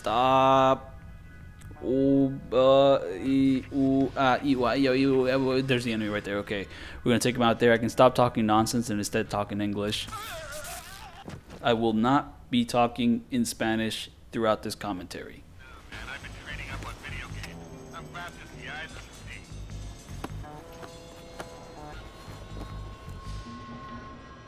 Because the thing is, like, even if this video gets copyright claimed, I'm not gonna remove the music, because like, dude, the music makes this game, okay? Like, I am not gonna like remove the copyright claim, like the copyrighted sections of the video if this does get copyright claims. Like shut up, like it's so stupid. Like, I mean, bro, I'm making a video on your game, and like the music is part of your game. Why is it copyright claim? Like, get out of here with that. Get out of here. Like, if Britney Spears composes a song for a video game, like that song should not be anywhere near being copyright claimed, but it's part of the game.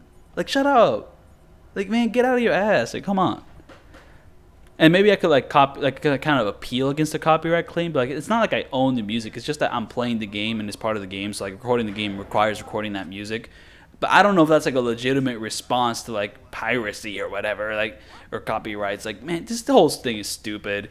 Like, bro, this video is obviously transformative of like the material, man. Like, well, maybe not transformative of the game, because I mean, I didn't make this game. I didn't really change anything about the game. I'm just playing the game. So yeah, anyways, I did a little quick save there, and this part's super annoying. So what I'm gonna do here is that I'm gonna just, you have to microphone this conversation, but I didn't know, like, I don't know, I ran into so many weird things where, like, I don't know, I couldn't record it from like a certain position. At one point I went really close to the door because I thought it'd be cool. However, like, you know, it won't be done recording the conversation until like one of the guys leaves or whatever. Like, it stops at a super weird point. It's like super elongated, and like, I don't know, if you stand right next to the door, like at one point the enemy like go to open the door, and if you're in front of the door, they'll bash it open and like pretty much knock you out and interrupting the conversation. It's just like, so like here, this is where V339 went, and that's another thing. I forgot where V339 like went to record this conversation, but now I went to this kind of more far away area.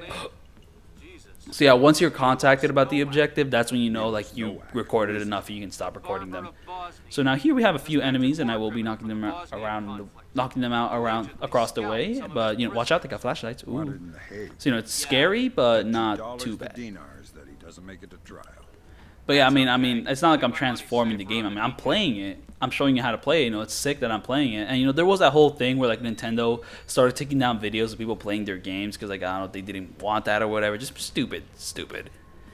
But yeah, I mean, if we can record the games, we can record the music in the games without getting copyright claimed. I just think that's stupid. Like, come on, man. Come on.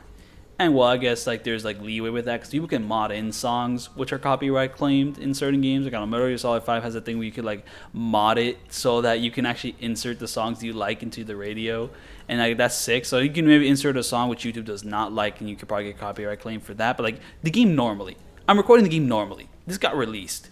I'm playing it now. Like, shut up. Like, do not copyright claim me, bro. Like, I get out of here. Get out of here.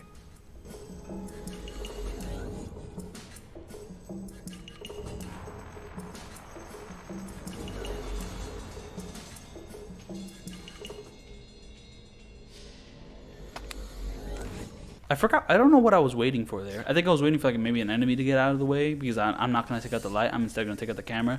So yeah, I don't know. One thing about like their like electric charge you can shoot from your like pistol is that it's on a recharge thing. So like every time you use it, you have to wait for it to recharge. So you can't exactly take out like 3 electrical things all at once. You have to take out one, wait a bit, then take out the other, wait a bit. You know, like, I mean, so it's better if you focus on one instead of like 2 or 3 things at the same time. So you just kind of go from there.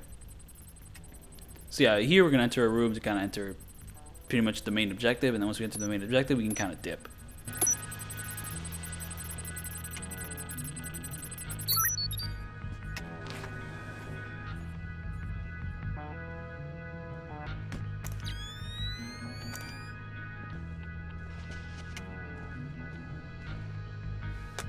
So yeah, I don't know, I had an outline for this video, and it's not as long as the outline I had for Splinter Cell Pandora Tomorrow. I don't know, I guess it's just because like this game is already so loved by everyone that like everyone kind of already knows most of everything with this game. But I still did have a bit of an outline, and all I can say is that I have ran out of things to say already on the outline, so I'm just going to be talking about the levels as we go through them. But like, I don't know, any big talking points I had, I've already gone through them. I've ran out of the talking points like before even the first half of the video. So I don't know why this enemy's alerted. I guess sometimes if you hack doors, enemies might actually like see that you hacked the door and be like, hey, someone hacked this door, what's going on? But here I'm just gonna knock him out, and I got a little scared there because I thought maybe I knocked him out in the view of the camera, but I think I'm pretty safe. I don't think the camera caught him, but I'm still gonna disable that camera in order to move this guy's body just to be 100% sure, because you do not want to risk it with these cameras, man. They're dangerous.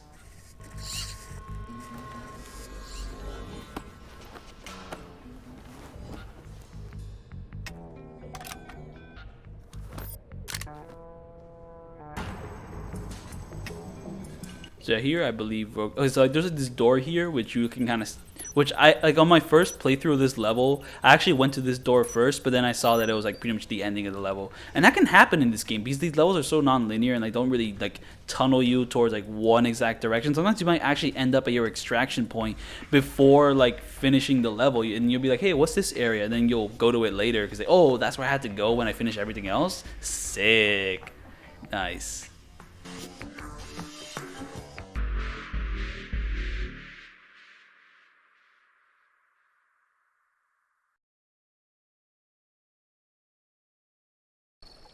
Fisher.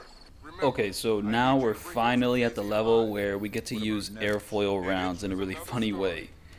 This first guy won't be too funny, however we will be taking him out because I don't know, the way to ghost him is to kind of like wait for his patterns, wait for him to turn around, and I'm just not going to wait for him. We're taking him out immediately, like no other guards are going to come in this area, so we are completely safe and we can just kind of move on from there.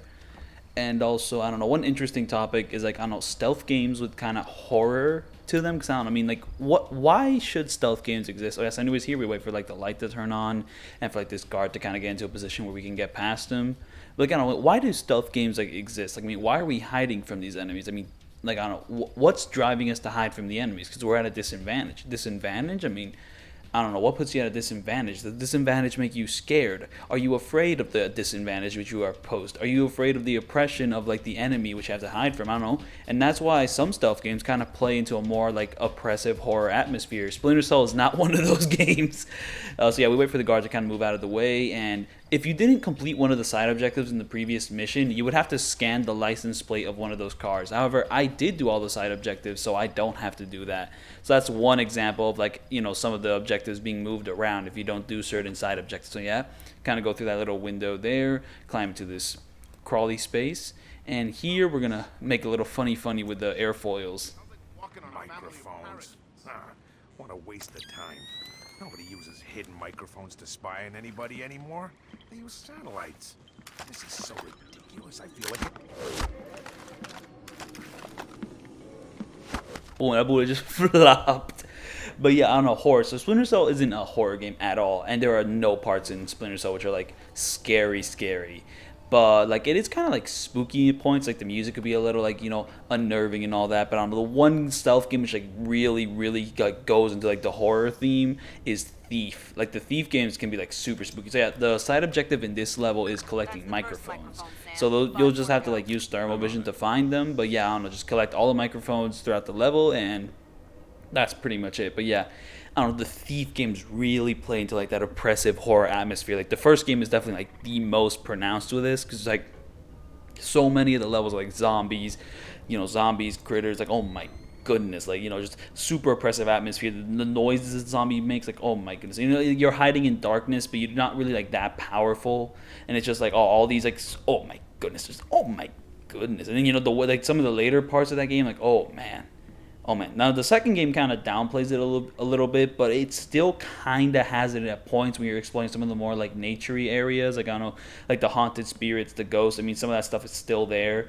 And the third game has that like super famous like Shellbridge Cradle like level, just like, oh my god, just masterful sound design, like environment design, just amazing level. Like yeah, some of like the best horror content in a stealth game ever. And yeah, just like horror and like stealth just seem to go hand in hand so well. And I'm sure there's like another game which isn't like one of these popular franchises which probably uses it really well, but it's not really coming to my head right now. Like, I don't know. Hitman Contracts. Like, I mean, the Hitman games are not scary, but Hitman Contracts had like that one part where like I don't know, a ghost kind of came up to you.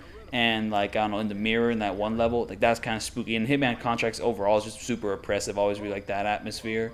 And while Metal Gear Solid is super over the top, it still can have some spooky moments. I don't know, kind of over the top spooky moments. I don't know, that one part where you're like going through the hallway of the first game where like Gray Fox just slaughtered everyone. Like, oh my goodness, though. To be fair, that's not really a sneaking thing. That's more of a cinematic thing, but still like super oppressive, super spooky, super out there. I don't know, Metal Gear Solid 2, like the whole game, like has some unnerving moments, just like, you know, because you're just in this situation, you don't know what's going on. I don't know, Snake Eater like has that one river thing. So here we wait for the guards to kind of move out of the way, so then we can slowly make our way to this microphone here. But yeah, like Thief is still probably the most pronounced in terms of horror. And then the reboot game tried to like copy the Shellbridge Cradle, but then just made it worse and added jump scares. Like, bro, come on. The remake game, and I'll get to that when I get to that later.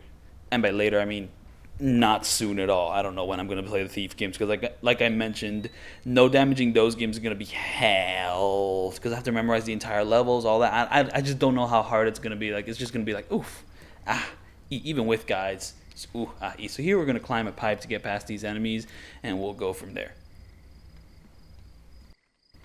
There is that one game, Little Nightmares. There's kind of like this indie game per se. I don't know, like it's kind of like this platforming, like kind of scary, spooky. I'm not sure if it's really a stealth game, but it definitely plays into like the horror aspect and all that. I don't know, that's pretty cool. But yeah, I don't know, it's just stealth and horror seem to go pretty hand in hand. And while Splinter Cell doesn't really go into it, I don't know, like some moments can be pretty like tense. That's a bit of a stretch, but I was just thinking about that topic when thinking about stealth games and all that. Oh yeah, and also mention the game Sad Satan. Do not play it. Not exactly because it's illegal, but because the game is just stupid annoying. Like all the sounds and all like the visuals. Like, oh my goodness, we're like, I mean, get out of my head, man. Like, so here we're gonna wait for like the guards to kind of like tunnel up a bit, because I don't know, once they're kind of close to you, drop down. They'll like slightly get a glimpse of you, but then once they get that glimpse of you, go through the darkness to kind of get by them, because they'll go to like the area you drop down, but you'll go to the door over there while they're distracted over there. Very high IQ moves. But yeah, I don't know, Sad Satan is not a game to play. It is a game to watch YouTube videos about, and watch like the people who like suffered through it, like talk about their experiences, and how like this game is either just like some fake thing which someone made to like seem edgy, or an actual like thing which someone used to like get CP or whatever. Like, oh my goodness, like there's history with that game, but like the game itself is not that interesting. Like, oh my god. But yeah, I don't know. Deep web, like creepypasta games can be like, I don't know, interesting for sure, but like the actual like point of them is usually a lot more boring than like the mystique behind them. And sometimes some of these deep web stuff aren't even deep web stuff per se, because I don't know, when someone says they found something from the deep web, that's not really as big as a point that you would think it would be. So here we just kind of go through the area.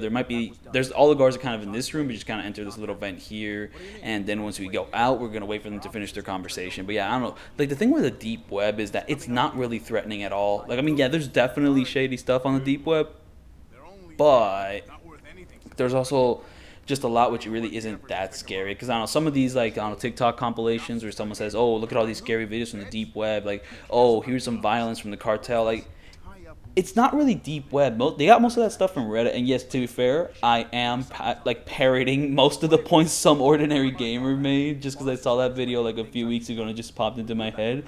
But yeah, I don't know, and also because I had to present about the deep web for class, so it just kind of popped in my head. It's just like there was so much stuff like on the surface web, which is already like way more horrifying than a lot of the stuff you'll find, quote unquote, find on the deep web. So it's just like, oh my goodness. Like, there's this one movie called Where the Dead Go to Die, and I saw like 5 minutes of it, and then I stopped because I wanted to play video games instead of watching like the Ratatouille ass looking movie. But that's on YouTube. The whole movie is on YouTube, and it has like a dude like doing like a kid doing a very questionable action with a dog. Like, bro, it's on YouTube. How is it on YouTube? It's at 360p quality. I guess that's a concession they made in order to keep like one of the most graphic things I've seen on YouTube. Like, but people's videos get like demonetized for saying swear words, but this thing is up. Though to be fair, I'm not sure if it's demonetized or monetized or not. And also to be fair, I don't think the dude could monetize it because like the guy who uploaded it is not the creator of the original movie. So yeah, here we kind of wait for everyone to kind of go away so we can grab him. And you know, I'm so dumb here. Because you can actually grab him through the wall, but I didn't know that. Because like V339 does not grab him through the wall, but I saw someone else's playthrough, and you can grab him through the wall. So I could have done like a sick little interrogation, but I just followed V339's like playthrough, so I was like completely blind to the possibility of grabbing through the wall. But you can grab him through the wall. It's sick as hell. So yeah, once you do that, just kind of go through here. Make sure to close the door, because if you don't close the door, it'll kind of mess up the enemy's patterns if they get suspicious that that door is open. And here we're just going to slowly make our way around here. There will be an enemy kind of waiting for us over there, so we're going to wait him out. See, there he is. I use thermal vision to kind of point him out, and we're just going to wait him out to move slightly. But yeah, where the dead go to die, like, bro, oh my goodness. Like, I don't know, is the film even good? Like, man, like the voice acting is cringy as hell, but some of the visual stuff kind of looks like, I don't know, really trippy, esoteric stuff, which like kind of appeals to me. But like, I don't know, when it's being like really trippy, using like JPEGs and all that, and going to more like hellscape things, like the actual models look horrible and are not like really scary at all, and the voice acting really takes away from it. But man, and also the subject matter is just like annoyingly edgy, like not even cool edgy, just annoyingly edgy. But to be fair, I have not seen the whole thing, and if I am going to suffer through it, I don't want to see it at 360p. Though, to be fair, I don't think a 4K like upscale is gonna make it look any better. But you know what I mean, I might as well experience it as the author originally intended or whatever. So yeah, once you go through this vent, there's gonna be a guard kind of walking around, and to be fair, I honestly don't know the strategy to get around him. So like, I'm just kind of take a guess, and then I'm gonna climb this pipe, and then I'm gonna like pretty much knock him out. Because actually there is a way to sign, like once he kind of crosses the corner there, you can see him just climb the pipe. And here I'm going to take him out because this guard, he could ghost him, but he's also kind of complicated because when you're going through like the next couple of rooms, this guy could actually spot you and you're not even going to notice. It's hard to deal with, so you might as well take him out now and not have to worry about that, because once he's out, like, it's pretty much a non-issue. But yeah, like the movie I'm talking about, it's not even rated R. It's rated like extra hard R. But like, man, I mean, I keep hyping this up. Like, it's not even that good, man. Like, I mean, to be fair, I haven't even seen it. But like, I'm just mildly curious about it. And to be fair, my mild curiosity might make like one of y'all do like a big mistake and actually like bloody watch the thing like unironically. It's like, bro, don't do it. Go play like Splinter Cell. Go play like Thief the Dark Project. I don't know. Engage in more other like interesting like artworks or whatever. I don't know, man. Go play Deus Ex or something. Go do something else. Play Yakuza. Like, and in terms of movies, like, I don't know, go watch Tarnation, which I have talked about before. I talked about it in my Kuruhyo 1 video, because I'm in the Kuruhyo video. Oh yeah, so here, that guard, you don't really have to mess with him. Just take out the mic. He's there next to him. And also, like, in that first room, the kind of like sunny room, also wait for the guard to stand in front of the window, then take him out. So yeah, here we're gonna climb on this table here, because we want to like put our like backs against this wall and wait out a certain enemy. There's gonna be an enemy who like pretty much like go into a room from there, or I forget which one it was. He goes into the room on the right, and once he does that, we're gonna walk through.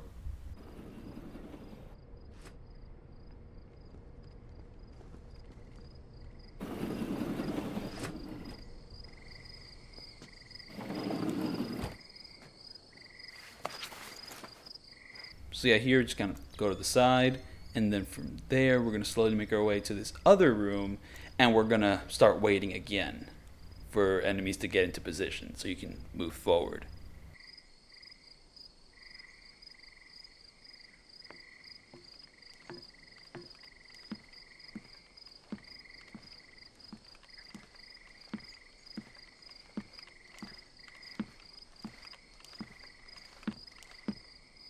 So yeah, like once so pretty much like the trigger to move forward is when this guy at the door, which is, he's kind of hard to see because like the glass is like kind of foggy or whatever, but once he moves away, and then you look up here, you wait for this guy to pretty much move forward, and then that's our cue to enter, because this is like the room with like the last microphone. I've actually kind of followed a different strategy from V339 because I don't know, he didn't get the first microphone, which I got because he was ghosting and, you know, dealing with those enemies in that first room at that point in time would have been difficult. However, because I took out those enemies, I could get that microphone. So now this is where I get my final microphone instead of it being like the one at the beginning, because that's what V339 did.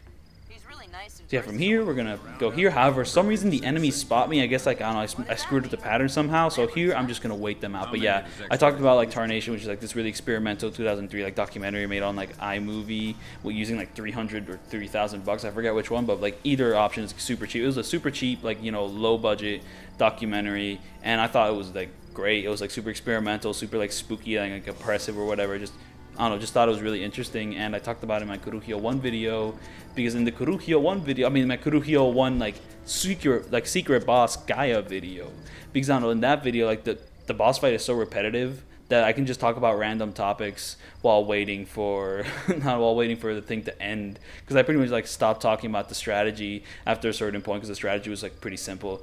But yeah, here, like, once the distracted guards stop looking at me, I kind of climb up here. I wait for this guy to pass by. And to be fair, I'm kind of winging it at this point because I'm not sure what's going to work. But I don't know. It seems to be going pretty well. So yeah, like, this animation is a little long, but not that long. But to be fair, it's kind of understandable because Sam's using, like, a lot of upper body strength to get through. So here's going to be a guy waiting in that room. And I don't know. I'm just unsure if you can actually walk through that door without that guy seeing you. I don't think it's possible, so I just kind of wait him out, and you know, once he starts moving away from that room, I pretty much enter this room because I'm actually going to knock him out with electricity. That's pretty much, like, you know, my fallback, because I'm going to encounter him in the hallway. Like, there's no denying that he will be coming through here, but I'm just going to take him out there, and that pretty much solves everything. Oh no, music, oh my goodness. So video games are cool, and video games, they do things. Yes. So yeah, from there, just kind of go into this duct here, which is going to lead us to, like, the final section of the level. So this level does a cool thing where you go through, like, all this, like, complicated, like, architecture or whatever, you know, like, I mean, first you start off, like, the little house, and then you go to, like, this glass part that's super fancy, and, like, the sky gets a little more orange and a little more dark here. So yeah, there's, like, an enemy here, but then there's also these shadows in the background. Super cool visual effect. I don't know. Great job here. So what I'm gonna do is I'm actually going to knock out this enemy. Like, I mean, there's a way to ghost, like, I don't know, to ghost him, but I'm just not gonna risk it. Boom, gonna take him out. I mean, it's not like I have to take out anyone else, so I might as well take that guy out. So here I'm kind of getting confused on what's a door and what isn't. So they're telling you to rush to get this guy. You actually don't need to rush at all. There is no rush to get this guy, so just kind of take your time. Now, to be fair, right now there's no enemies, so you can get onto a little bit of a rush, but once you get to this point, just kind of wait it out until you get, like, your next primary objective, and then you're just going to sneak out of here all nice and sneaky like.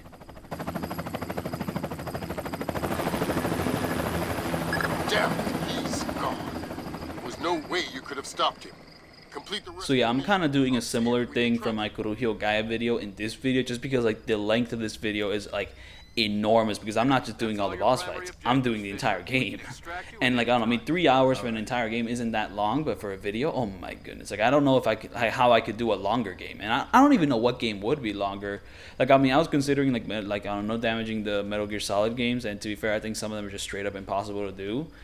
But, like, they wouldn't be that long. I don't know, Metal Gear Solid 1, not that long. I mean, if you do the big boss run. So yeah, like, the way you escape these enemies is just walk past them. There's not really any harm to it. And then, oh yeah, but once you enter this room, you have to, like, stick to the sides of the wall, like the left side, because if you go through, like, the middle of it, the enemy will see you. But I don't know, stick to the left there, kind of follow the path I followed, and you'll be good there. But yeah, I was considering doing the Metal Gear Solid games because I do quite like them a bit. I mean, the first couple of games, I don't know, I mean, it would be hard, but the video wouldn't be that long. I mean, if you do a big boss run, you pretty much have to do it under, like, 2 hours or under, like, 3 hours or something. And it would be insanely difficult, but, like, hey, at least the video wouldn't be that long, and I wouldn't have to commentate for that long, but whatever. But then you get to a game like Metal Gear Solid 5, which has 50 missions. And, like, here's the thing. This game has 10 missions, and it's like 3 hours, 18 minutes. So a game with 50 missions, and to be fair, a lot of, like, Metal Gear Solid 5's missions kind of take about the same amount of time as Splinter Cell's missions. And even if some of them are a little shorter, like 5 or 4 minutes, 50 missions add up a lot. It'd be like a 6-hour, 8-hour video. And to be fair, even doing that, like, not even recording it and, like, doing commentary, even just like performing no damage in every single mission of that game, that would be like an enormous like time sink in general.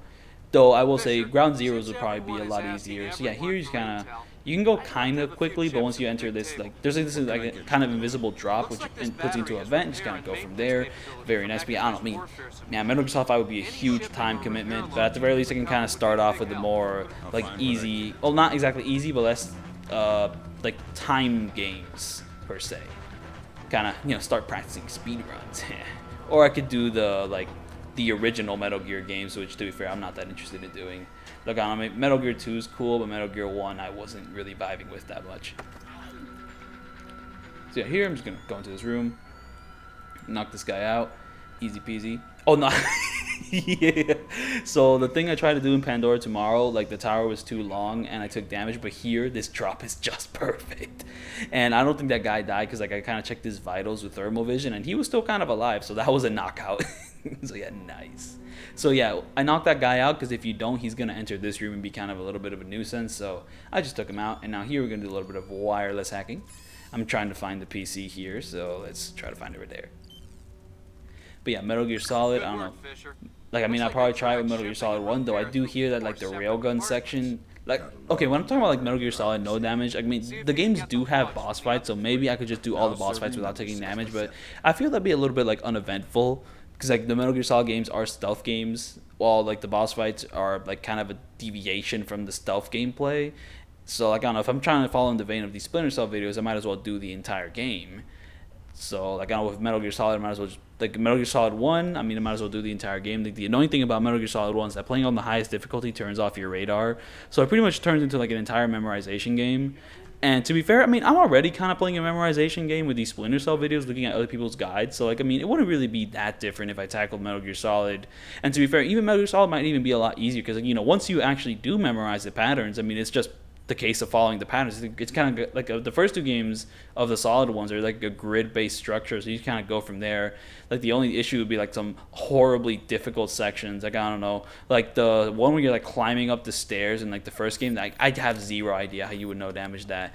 And in the second game, but the sniper section, oh, like it just killed me at that point. Like oh my goodness, that would be horrible section. And oh man, it's just horrible. So here I'm gonna wait for this guard. Oh yeah, so like an annoying thing happened during this attempt where like the guard was just over there the entire time when I really wanted him to be here so I could grab him and like do a little bit of a fun interrogation there. Though to be fair, his like interrogating doesn't really give me any useful information, but you know, since I can do it, I might as well. But he was just standing all the way over there, so that's the reason I was running in circles, because I was actually kind of getting tired of him like wasting my time, and I was actually considering like shooting out the light, but then he started moving towards me, so you know, kind of swaggy there. So you're here, we're gonna pick the lock and move on.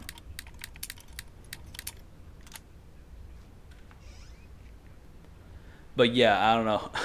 So I edited like my no commentary video on a like 2 hour and like 50-minute plane ride with only like 5 hours to sleep. So I don't know, I made that one mistake, and it's and like that's probably a good reason why I made that mistake, because I was just, the energy was not completely there, though I will say the passion was, because I do want to get these videos out, because this is like, I don't know, like, I'm just happy that I was able to actually make a video on this game, because like, I don't know, I wanted to revisit this game, because again, I mean, I remember loving it when I played it, and also it's just like one of those revered classics, but like I don't know, when I tried to get into replays, I just really couldn't get into it. But now to be fair, I think one reason I couldn't get into it is because like, I don't know, my new laptop's keyboard like kind of sucks.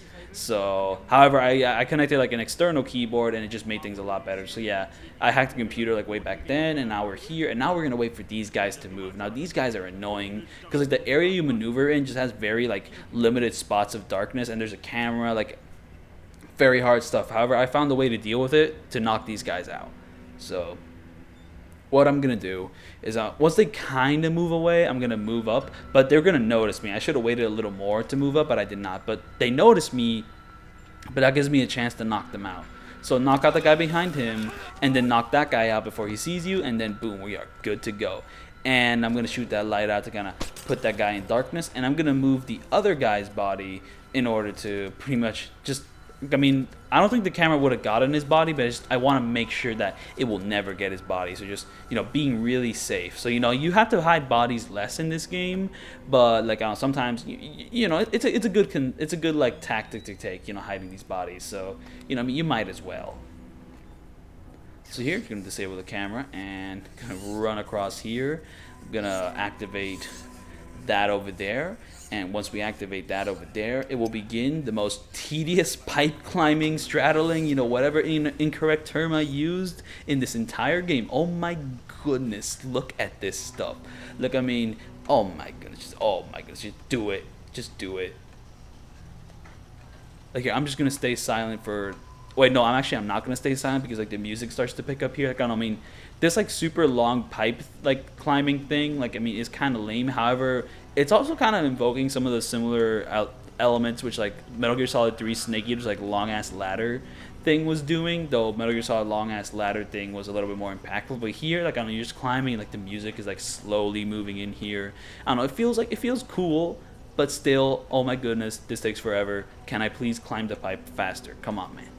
Like, come on. Yep, there's the music.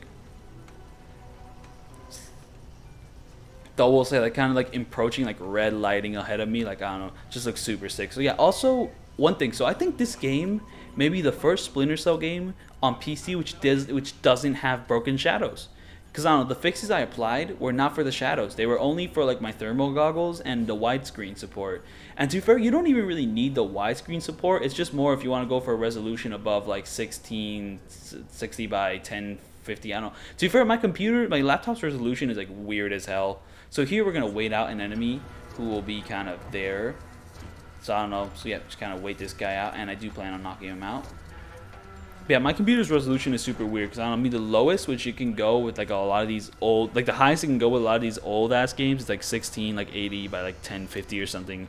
Not the usual like 1920 by like 1080, which is just super strange. Super, super strange. But it is what it is.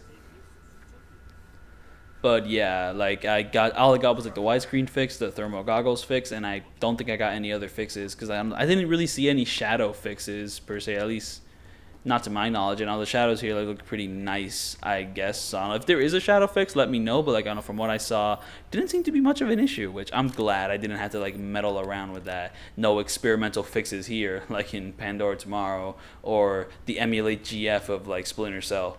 Very glad about this. Yeah, here we're just gonna climb here and just slowly make our way here. So yeah, this level is kind of one of those levels you kind of go back and forth, like, you know, through and around the area. You know, a lot of backtracking, a lot of this, a lot of that. I don't know, kind of cool design.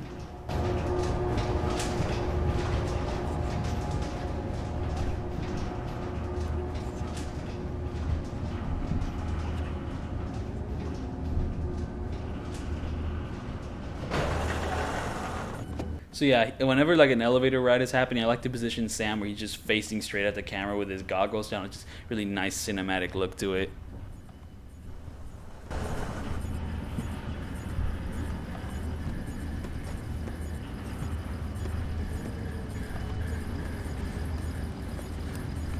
So this area here is interesting because you have like the entrance on the left, and the reason for that is because like there's actually multiple ways to enter this little venting part. So you can kind of enter through like that beginning vent, which I kind of went through, but then like in some of the future rooms there's like another way to enter, like which leads you through like the left side into like this section. But you don't ever really need to go to like that left side. You can kind of just go straight to like this straight venting thing, just kind of go from there. So yeah, so here we're gonna drop down and then listen to these guys talk until like one of them gets shot, and then you grab the captain and go from there.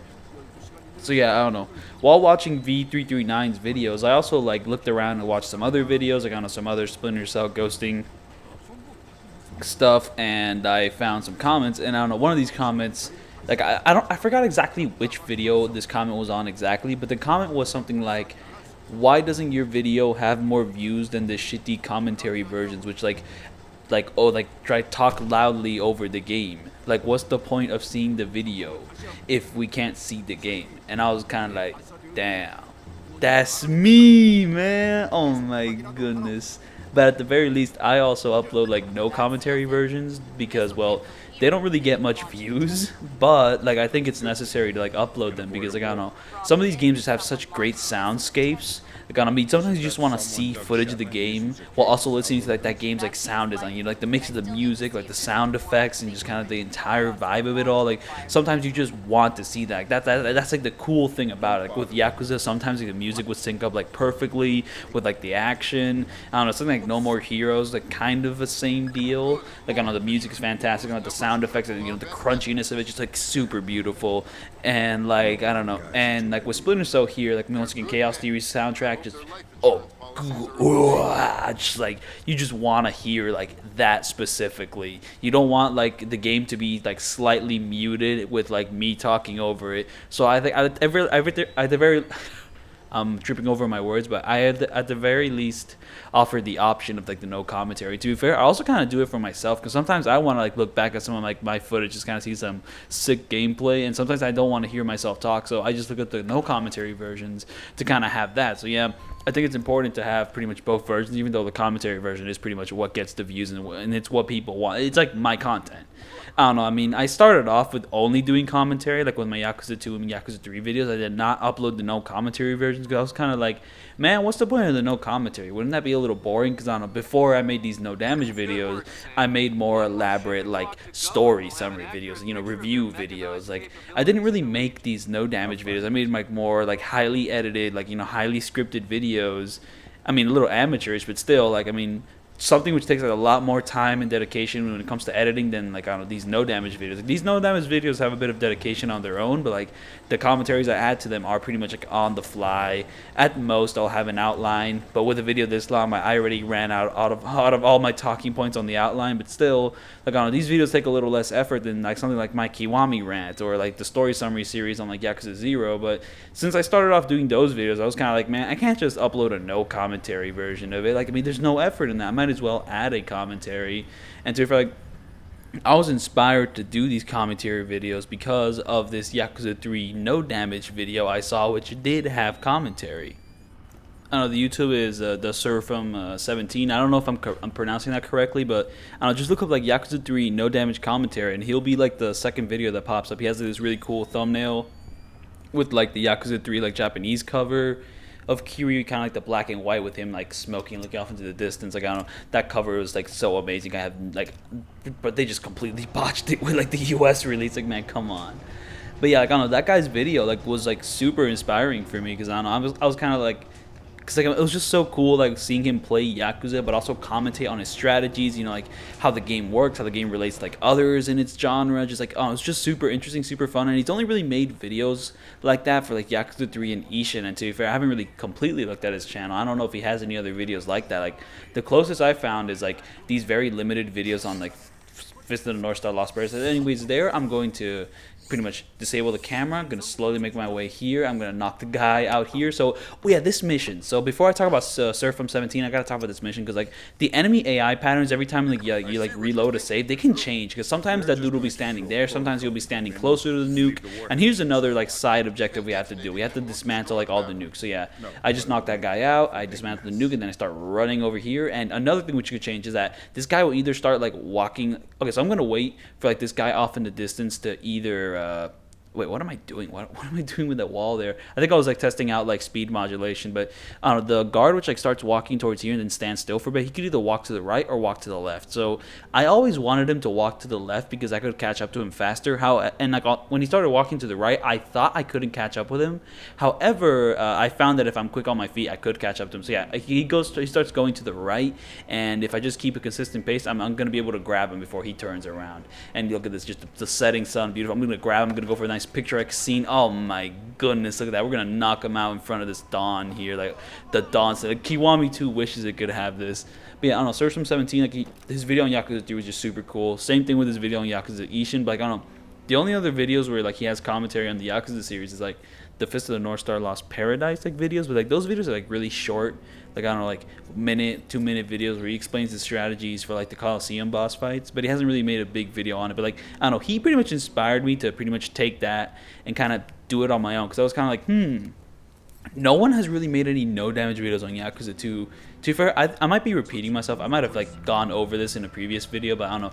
Like, I mean, I tackled Yakuza 2 just because, well, I just finished the Kiwami rant video, and then I saw, hey, no one's made any no damage videos on Yakuza 2, but like, if Yakuza 2 is better than Kiwami 2, I mean, Kiwami 2 has a ton of no damage videos. Why doesn't Yakuza 2 have any no damage videos? So I decided, you know what, I'm gonna do it myself. So I kind of applied that same like formula of Sir from 17's videos, but instead applied it to Yakuza 2, you know, a game which no one else has done. So it's kind of like a unique thing I did. So yeah, first go to that computer and then hack it, then go here to complete your objective. And also the strategy with this room is weird, because I don't know, sometimes the enemy will notice me, sometimes they won't, and also the positions could be a little different. Like, I don't know, I mean, ideally you want one enemy on the other side of the room and another enemy on the other side of the room. Also, while you're running out of that room, make sure to hit that thing, because if you don't, you'll have to run back to it. Because I don't know, like, I don't know, activating that thing pretty much activates the rest of the level, so just keep that in mind. But yeah, so yeah, Surfer 17, I don't know, my Yakuza video. So yeah, I did the Yakuza 2 video, and then I did Yakuza 3. And the thing is, my Yakuza 3 video has actually gotten more views than his Yakuza 3 video. So I don't know, it's kind of like, I don't know, man. Like, I mean, I took my hero's inspiration and like kind of applied it for my own, and I kind of went a little farther than him at least when it comes specifically to Yakuza 3. So like, I don't know, when you look up Yakuza 3 commentary, like my video shows up first, so it's kind of surreal, because I looked up to the guy, but now like, yo, what? I got more views than the guy? Like, what? It's crazy. Like, I just highly still respect him, and also he does a ton of other games, and he has a lot more.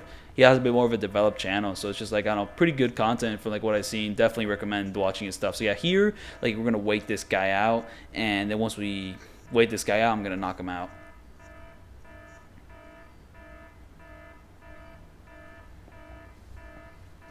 However, his Ishin video, I think, still has more views than mine, but, you know, I don't really mind, because I do really like his Ishin video. And he also uses the pragmatic sword, which I never got, like, a handle on. I never used it because I never found it or, like, crafted it. So, like, his video has value just for that, for using the pragmatic sword, just the swag. So, yeah, knock that guy out, and then we're gonna, like, to my, like, I don't know, like, oh, yeah, this section can also like have some weird enemy patterns. I don't know, if you reload a save, sometimes like he'll either be inside this building. Wait, no, that's wrong. Like, the only reason it screwed up was because I didn't activate like the nuke thing on the other side of the map, because I don't know, I was just rushing through it sometimes, and I would forget to activate the nuke. So like, this guard wouldn't show up in that room, he'd just be patrolling outside. But if you do activate the nuke, that guard's probably always going to be outside. So anyways, here we're going to have another guard here slowly making his way downtown, walking fast. But if we keep a consistent slow pace on him, kind of slow pace on him, we can kind of approach him before he turns around, grab him, knock him out. Very nice. Kind of align it so that the goggles are facing the camera, just to kind of get a nice cinematic silhouetted look. Cool. And now here we have to kind of run, but there's like some guards below us, so I don't know if I want to be that fast. Yeah, so just kind of activate this, and then we're going to see some nukes flying off. Oh dear.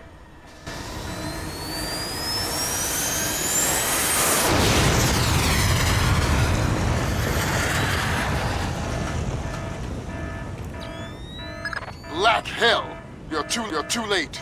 So yeah, that was a weird ass stutter. I don't know why it did it, but yeah, here you don't really need to do the optic cable. In fact, like the strategy which like V339 did was he kind of rushed like one side of the room which had darkness before the enemies like moved, and then kind of go for them. So anyways, here we have 3 enemies in this room, and you only really need to take out one of them.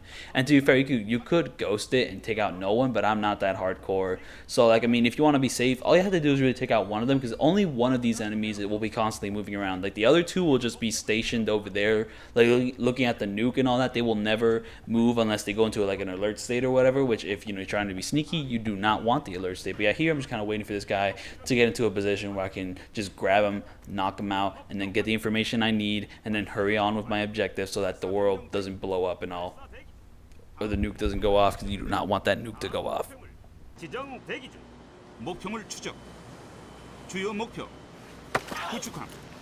But yeah, I don't know, I mean, I pretty much started off my no damage videos with like Yakuza 2, and then I slowly made my way through like the entire Yakuza series. Like, I don't know, I pretty much saw like, damn, like Sir from 17 hasn't made any Yakuza no damage commentary videos, man. I wish like someone could do it on the other games, and I'm like, that someone is me. I have done it now.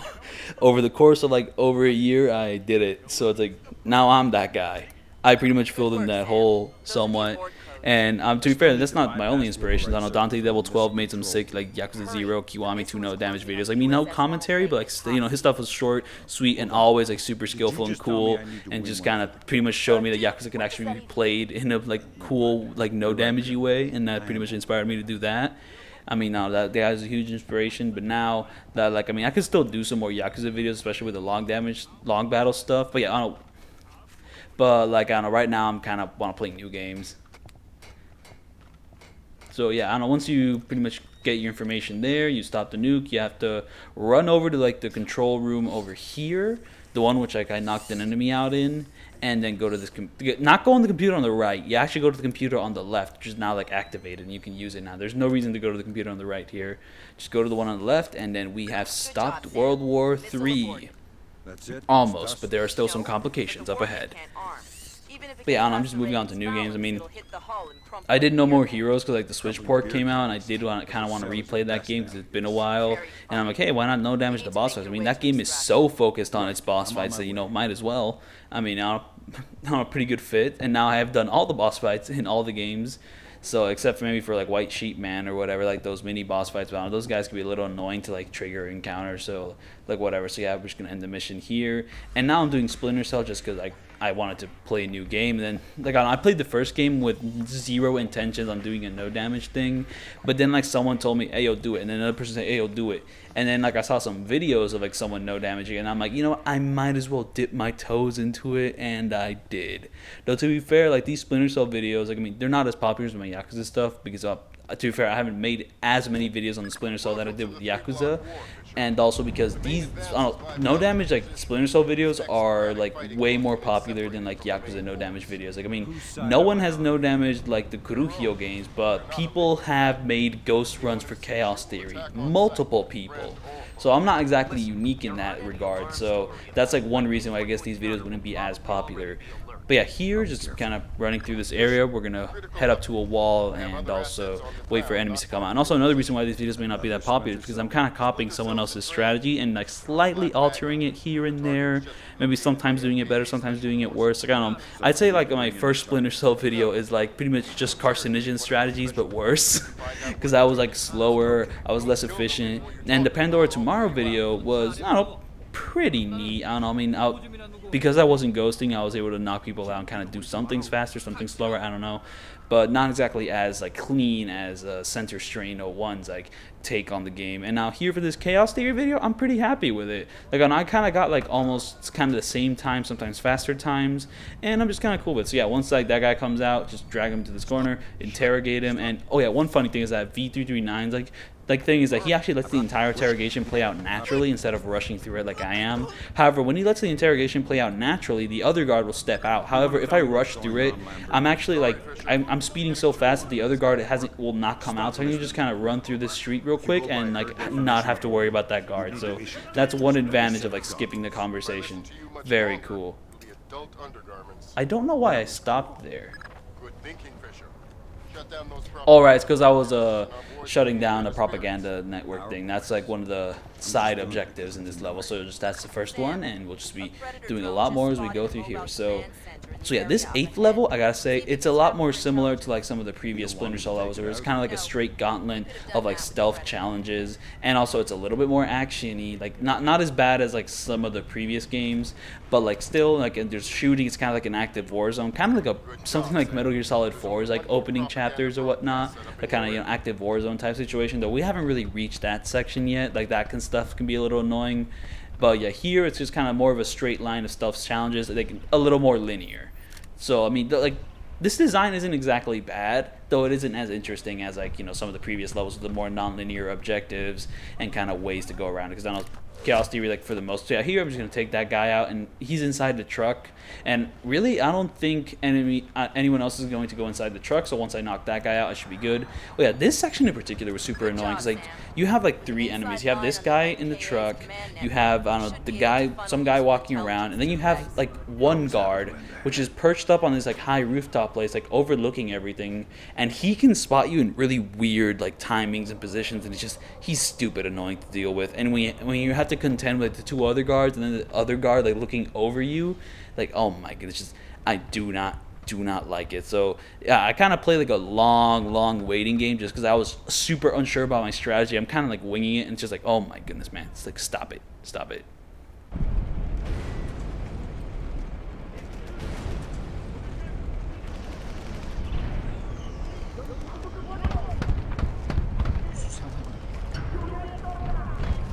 So yeah, like here sometimes like the shadows aren't shadows. I guess maybe the shadows might be broken. I don't know, because some parts are a little brighter than you would think, and I kind of got slightly spotted by an enemy.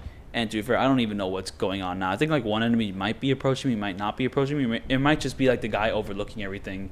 And I'm kind of, I see an enemy kind of approaching. Oh, he has a little flashlight there, but I'm kind of out of range of it. So, you know, pretty cool.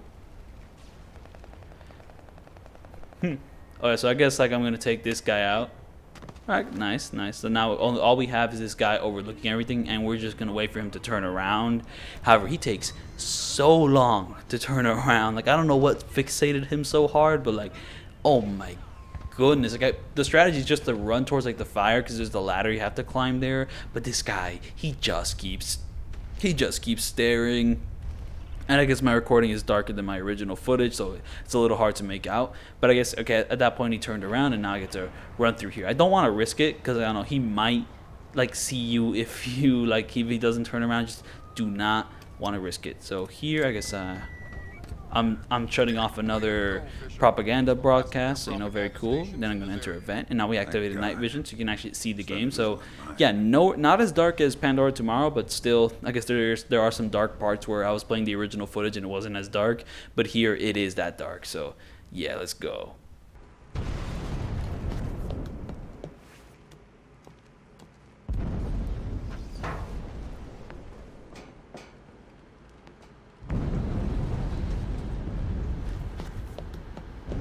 Fisher, those are the main servers for the National Data Trunk. Every bit of data that So here we're just going to pick up our drives, and then we're going to wait by this wall for like a scripted event to happen where an explosion kind of occurs. And then once the explosion happens, we're going to rush on over to like the corner of like the door or whatever, and then wait for the enemies to enter, and then we'll pass those enemies. And then well, the other parts of the strategy, we'll get to it when we get to it. But the reason we're going to stay at this wall first is because like if we stay too close to the explosion, well, we're going to get hurt, I'm pretty sure. So we're going to keep a little bit of distance between us. And here, nice little silhouette effect with the goggles. I do wish I could change the color of the goggles, but I guess, I don't know, every time you enter a new level that isn't the first level, like the goggle colors reset, so it makes it impossible to change it after the first level. I would have liked to have maybe some pinks, some blues or whatever, but you know, whatever. So yeah, there, just kind of slowly make your way around that corner, then push yourself into like this corner, stick to the wall, and wait for these guys to pass you by. And then once those guys pass you by, climb up here. There's going to be a guard in that hallway, and I don't know, like VV3, like he kind of waited for him to do something, then he ghosted him, but I'm just going to approach him and knock him out. And man, this is dark. Like, this is like the darkest footage I've had so far. Just, you can barely tell what I'm doing. So here I have to hide the body, because like there's gonna be more guards coming in when I approach that elevator, and I get the brilliant idea of just taking his body to the bathroom, which I'm also gonna hide in, and it works. A little bit of improvisation on my part, but honestly pretty cool. I mean, it wastes less time because I'm going to the bathroom as well, so you know, just, you know, very cool. So here we're just gonna wait these two guys to pass me by. Well, actually, we're gonna wait for one guy to pass me by, and then once that one guy passes me by, I can pretty much walk to the elevator, because like there'll be one guard guarding the elevator, but you can just walk right past him into the elevator, and you'll be completely fine.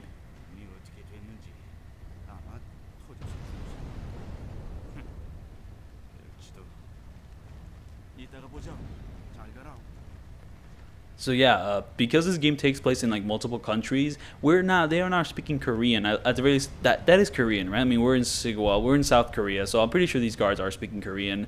So yeah, just a bunch of different languages. So yeah, I can understand Spanish, I cannot understand Korean. So that's why I would recommend playing with the English setting at first. So yeah, so you can kind of enter the elevator, and you saw when I pressed that elevator button, right? Like the display for more elevator buttons didn't pop up, it just worked.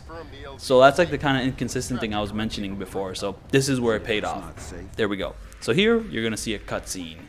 So this is like the only level in the game. So the previous games had these things where, like, I don't know, like they wouldn't load the entire level at once. Like once you get to like a certain part of the level, they would like go into a loading screen to load the next section. And I use that as an excuse to use quick saves for whenever like a level would load the next section. However, these levels are all completely loaded in, which is like, you know, way more satisfying to play through, you know, like as a game. But for like quick saving no damages, it means I don't have an excuse to use them anymore. I pretty much just have to use the quick saves at my own discretion, or to admit that I'm a scrub. Lol. But this is the one level where there actually is a natural break. So hey, maybe I can just do the first half of the level and then do the second half of the level in one go. You know, that should work, right? Well, that is 100% wrong, and you'll see why in a bit. Weird. Did the laser trip back?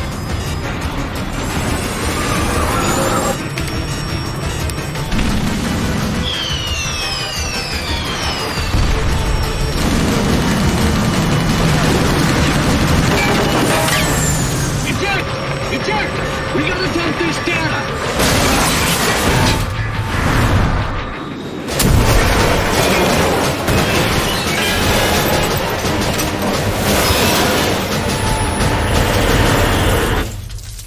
Lambert, we have a problem.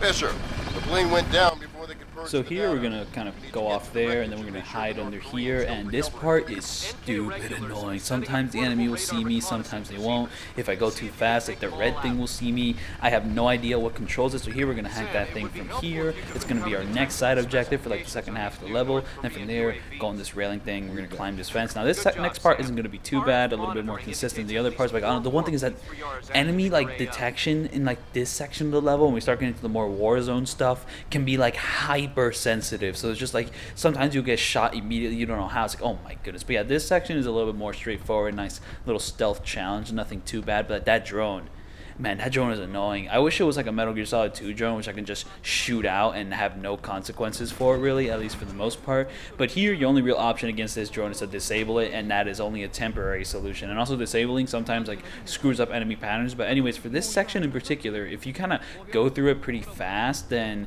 you really won't have to worry about anything. So yeah, I just kind of climb up into this roof thing, you know, stay in shadow. You don't want enemies seeing you, and then scan the computer from the distance.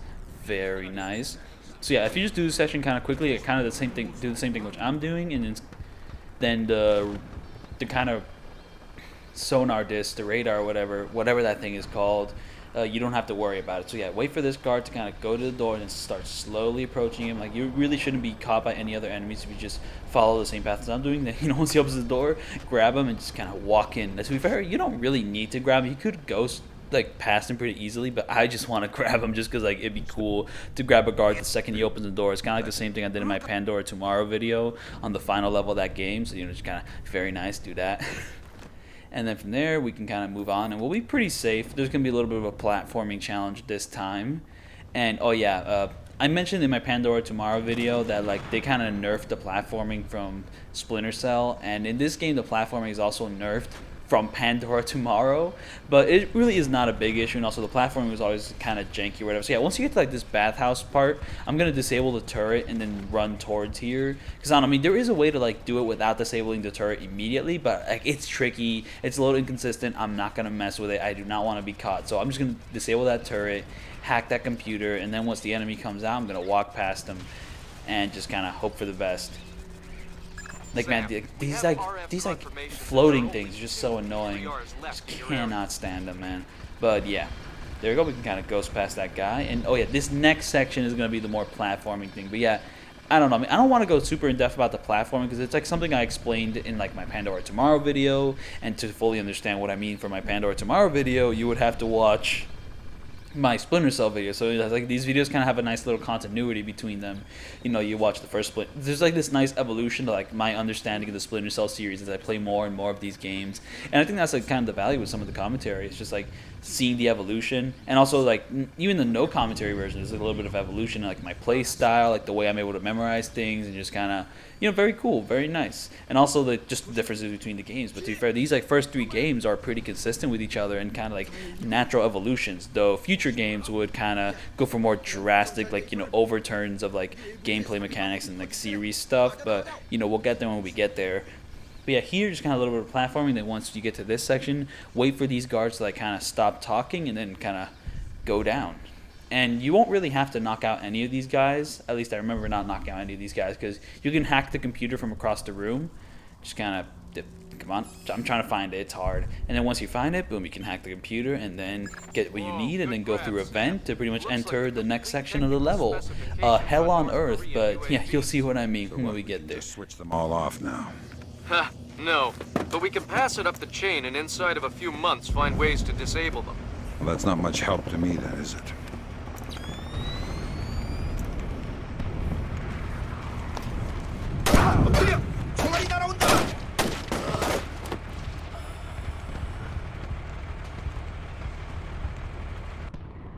So here I'm gonna quick save because like the way like these enemies who are like on high alert already from like being in a war zone like can react to you is just utterly strange and sometimes inconsistent. I just don't know how I'm gonna deal with it. And also just all the soldiers are gonna be coming up soon. Like they're gonna be in the middle of a war zone. They're gonna be moving around, like changing positions, like I don't know, deciding whether or not they want to hide behind cover or not. And sometimes they can see you, sometimes they can't. So it's like, man, I just quick save that, and I will be using more quick saves after that. Like, oh my goodness, just like terrible stuff. I mean, like maybe not 100% terrible, but just like, you know, not as nice, not as smooth as like the stealth which was present in like all these previous levels. Now we're going to something a little different, and I don't think it's for the better. I think it's a little bit for the worse, frankly. So I mean, like, you know, it's a cool concept and all, but it is not for me, man. Like this is just so like the strategy here is like I know V339 had this cool strategy where he like kind of temporarily took out that light, and that oh, look at the bullet just hit right above my head. Like that was super cool. Like I don't know, that kind of effect where like the bullets will like actually impact the environment has been there since like the first game. So I don't know, but in this game it's like a little cooler, but still it's been there since the first game. So like it's always been there. That's rad as hell. But yeah, I guess apparently temporarily taking out that light somehow allows you to crawl past that enemy. And the thing is, like, sometimes it doesn't work, sometimes it does, I don't know. And this section is horrible. Like, it's a little inconsistent if, like, the enemy will shoot you, if they'll see you when you're up there. And the thing is, like, the tank is even worse, because the tank has night vision. So you can't hide in darkness from the tank. You have to, like, be careful to, like, stay away from, like, the tank's line of sight, which is just utterly strange. And that's why I do another quick save here, because this next section, like, I mean, you have to take out that light. And once I take out that light, and also I take out this light just for safety purposes as well. And I don't know, every time I like zip line over to this next section, I have zero idea if like the tank will shoot me or not. I just like, it's so inconsistent. Like sometimes they'll shoot me, sometimes they won't, sometimes they'll be alerted, and it's just like, oh my goodness, it's horrible stuff. I mean, get out of here, can't stand this game. And here I'm just waiting for something. I have no idea. I am 100% winging it right now, because like it could really go either way with like this active war zone, the tank. Oh my gosh, man, gross. Ew, man. Ew.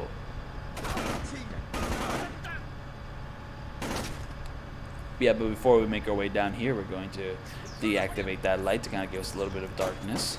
And now I am going to go down here and just kind of hope for the best. And like, the bullets are shooting that place there. Like, oh my goodness. I will say, like, the effects work here, like, pretty cool. I mean, you know, Chaos Theory is an amazing looking old ass game, just as long as you never look at the character models. Faces, like the faces in this game, just horribly ugly. But, like everything else about this game's art style and like visual look, honestly gorgeous at points. Even like today, to this day, like these environments are just like amazing. The shadow work, like on the texture work, and we just like love it to bits. But like the faces in this game, like these early these 2005 Xbox faces, ew, man. not very pretty. So yeah, you have to kind of slowly make your way around that tank. Kind of like once you can stick to the tank, it's not too bad. Then kind of, you know, temporarily take out that light, climb that ladder, and now we hack that laptop there. And now this next section, you're safe to my knowledge. You can just kind of run around, kind of do a little bit of platforming here and there, and you'll be pretty good. And now this next section, we're going to temporarily take out this light so that we can safely navigate our way to the bottom of this place. So yeah, just kind of a little bit more platforming there. And yeah, a soldier just immediately dropped down, and I'm considering taking him out, but I guess oh, this section is Ooh, not this section. Oh, the flying disc is back. So like I don't know, V339. Oh my goodness, I hope I haven't forgotten his name. Man, when it comes to my Splinter Cell videos, there are two certainties in life. I will edit in one of my failure attempts into this footage, which will make the no commentary version make no sense, and I will also mispronounce the name of the person whose walkthroughs I watched. So it's just a consistent thing, which is always going to happen when I make these videos. Like, I mean, I'm not doing this on purpose. It just keeps happening. Like, man, like, I mean, maybe because I keep rushing these videos. Maybe it's because, like, I don't know, the non-scripted version, the non-scripting of these videos can sometimes happen. I don't know, like, the way I do my outline is that I write it in notes, and then, like, I look at the notes, but I don't know, I mean, sometimes I have to open my phone. That takes a little bit of time, and sometimes I just don't do it, so I just kind of try to remember, like, what I wrote down, and sometimes I don't. Like, oh my goodness. So, yeah, here, V339 had a strategy. I am trying to wing it. Like, I'm kind of following the strategy, but I'm also, like, not following it. So once that, like, red circle moves away, I'm going to make a mad dash over there and just hope for the best. And, oh my goodness, my throat hurts.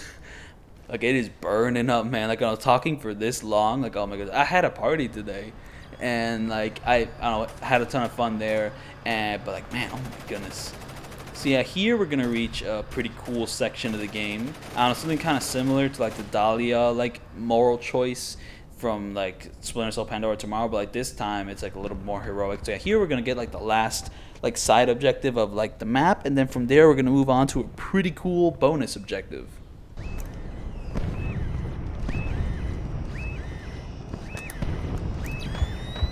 Way to go, Sam. With those P3Rs out of commission, it'll be a lot safer to extract you. Wow, you mean you're actually planning to get me out of here alive one day?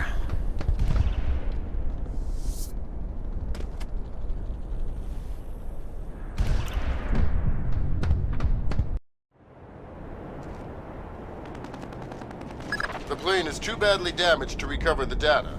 You'll need to fall back and designate the target for an airstrike. Wait, what?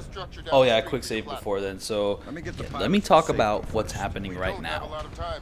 So there's these two soldiers, and, like, I don't know, you pretty much have the objective of, like, kind of going to a high place and, like, calling in an airstrike to pretty much blow up the plane. However, if you don't move these soldiers out of the way, they will die. However, like, Lambert wants you to pretty much just get on with your objective, but Fisher's like, nah, I don't want to, like, just leave these two guys to die. I want to leave them, you know, I want to save them and all that, because, you know, it's just like it's his duty, man. Like, he's not gonna get rewarded for it, but, like, you know, he just can't sleep at night if he doesn't rescue these guys. So you can pretty much, like, you know, ignore these guys, or you can actually save these guys for, like, kind of very little reward. Though, to be fair, there is kind of an in-game reward for it because it's a bonus objective, and if you don't do it, I don't think you can 100% this mission. So, like, I don't know, the way people talk about this mission, it's kind of like, oh, there's, like, no reason to do it, but you do it just for, like, you know, the honor and all that. But to be fair, there is kind of a reason to do it. But still, I still think this is a pretty, like, you know, powerful, like, good moment in the game, and also just, like, you know, a little extra challenge to kind of have some decency for these guys. So the way I do is I bring these two bodies up here, and then I throw a smoke grenade. Like, I don't know, V339 had a little bit more of a complicated strategy. He only brought one body over, but I brought both of them over. So, like, you know, once I drop that body, I run over to this guy, then I throw another smoke grenade, and to pretty much, like, stop them in their tracks. And, you know, like, I mean, they're, like, so slow that they haven't moved on yet, so I can actually drag both of these bodies over here and kind of move on from there. I don't know, the way he did it, like, he had to, like, bring this body over, then he ran all the way to the other side of the map to grab the other body. Then he had to wait a long ass time for these enemy patterns to, like, kind of mix, you know, be correct again. But because I'm doing everything so fast, the enemies are kind of, like, in a stagnant state because they haven't really moved on that much. So I can kind of rush through it really nicely, really smoothly. I guess that's, like, one improvement from, like, V339 strategy to, like, my strategy. You know, very nice. So this section is tricky, but I found a way to deal with it. Very nice. So here we're gonna take out that light temporarily, of course. Because if we take it out permanently, that might attract all the enemies. And also there is a tank here, so that already makes things a lot trickier. So yeah, let's go. So we're going to end the mission, like, here and now. So yeah, I mean, I haven't really mentioned it yet, but yeah, Michael Ironside once again does a fantastic job as Sam Fisher. Really sells the character. Lambert's old voice actor is back, so we don't have the guy from, like, State Farm or, like, Allstate here, which, I mean, that guy has a good voice, but still he doesn't really like, have the same personality of, like, the first, or, like, Lambert just overall. But yeah, like I don't know, I mean, the voice actors really get a lot of time to shine in this game's like conversation bubbles, which are probably some of the most memorable and like I don't know, fun ones like in the series so far. Just like I don't know, a lot of really fun vignettes. Like the chemistry is just really there and present. Though I will say sometimes it could be a little cringy. Maybe like it's trying to be a little too lighthearted at points, but I don't know. The lightheartedness of the conversations kind of contrasts well against like the darker tone of like the rest of the game. Though I will say this game's story may be a little less interesting than Pandora Tomorrow's. But like I don't know, the conversations and more high quality cutscenes to this game kind of make it a bit of a smoother experience. But I don't know, Pandora's Tomorrow kind of went into more interesting places than this game's. But like I don't know, the chemistry between the cast is like probably the strongest here so far. So I'm just like I'm really feeling it. I'm really feeling it. Let's just say that. And yeah, so I don't really know anything else more to say about that. So let's move on to this level and. My goodness, this level is very unique, but these opening sections, not so much. So yeah, here, I don't know, this section may be a little bit like not consistent, but I don't know, usually just kind of make your way over to this phone line, hack it. This is your like secondary objective for the level, and there we go. From there, make your way to this pipe, start climbing, and this is going to be mostly a platforming section. So yeah, I don't go for the zip line here and. Yeah, like I said, it's going to be mostly a platforming section. I guess the only real complicated thing at the moment is that you're going to have to disable some lights. Oh, no, here you're going to have to wait out for everything to be dark and then start moving. And then from here, it's going to be a little bit of slow platforming. I guess kind of a pace breaker, kind of like a way to introduce the level, like whatever. But to be fair, this is like one way to go through the level. To be fair, you could go through this section like on the street, but you know, if you want to be stealthy, if you want to be ghosty, then this is kind of the path to take. But it's a bit of a slow path, so you know, it is what it is.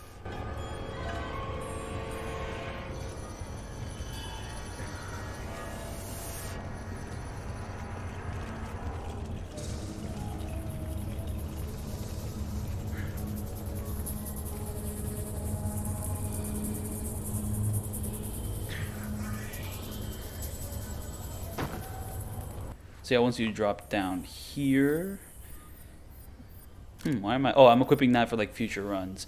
But yeah, pretty much once you're down here, disable this light to go down this pipe, and then you're gonna enter a vent to pretty much enter the next section of the level. And I equipped my airfoil rounds for like this upcoming challenge.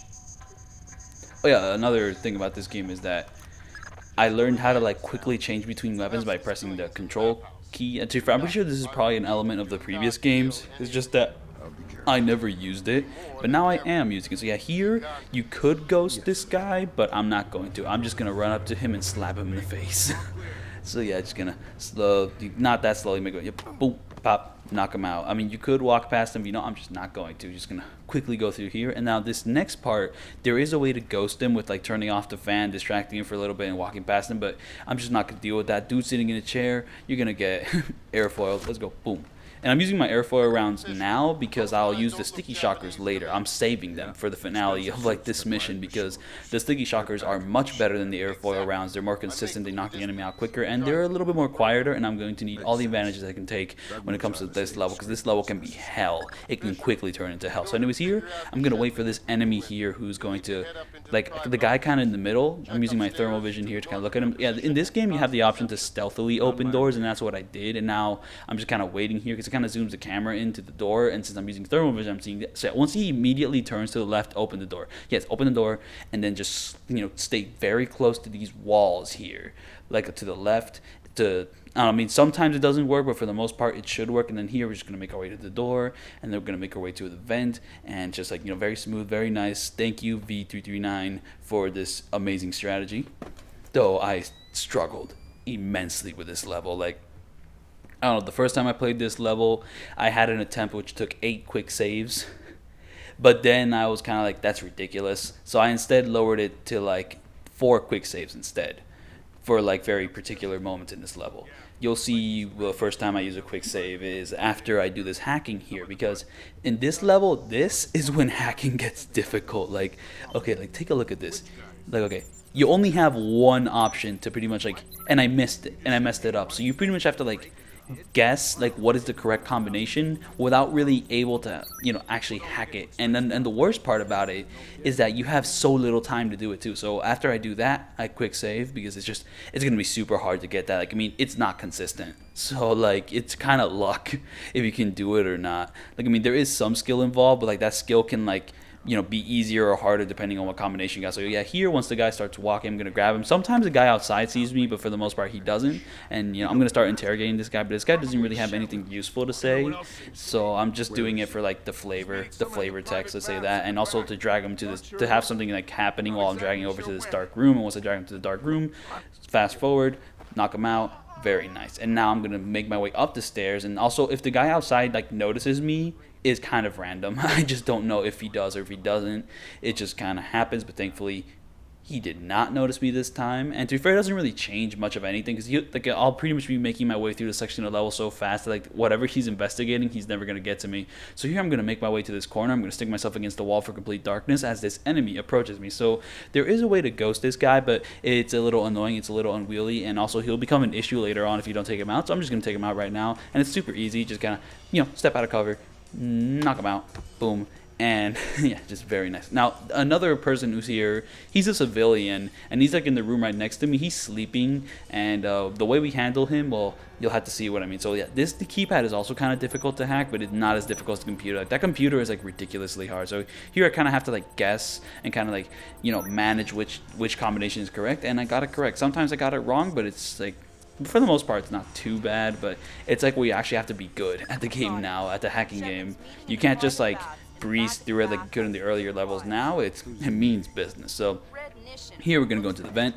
We're gonna look at their computer to pretty much get the information we need. And now we get like these dudes with like sick like night vision goggles. Though those night vision goggles become a lot less sick when they become the most annoying enemies in the game, and maybe even the entire franchise. Who knows? But to be fair, like, I mean, those type of enemies are not new to this game, I think. I mean, Splinter Cell 1 kind of had enemies which had night vision, at least for certain action set pieces, and those were horrible. To be fair, I don't think this level has like the most annoying. So even though this guy's asleep, I'm gonna knock him out because I'm playing it safe. Frankly, I have zero reason to do that. But actually, this level made me like super paranoid, because like this is the level which I did not get 100% in, because I was spotted as an intruder multiple times. I didn't raise any alarms, but I was spotted as an intruder multiple times, and that lowered the ranking of the mission. And the reason I got spotted as an intruder multiple times is because the final sections of this level are utterly fucking bullshit.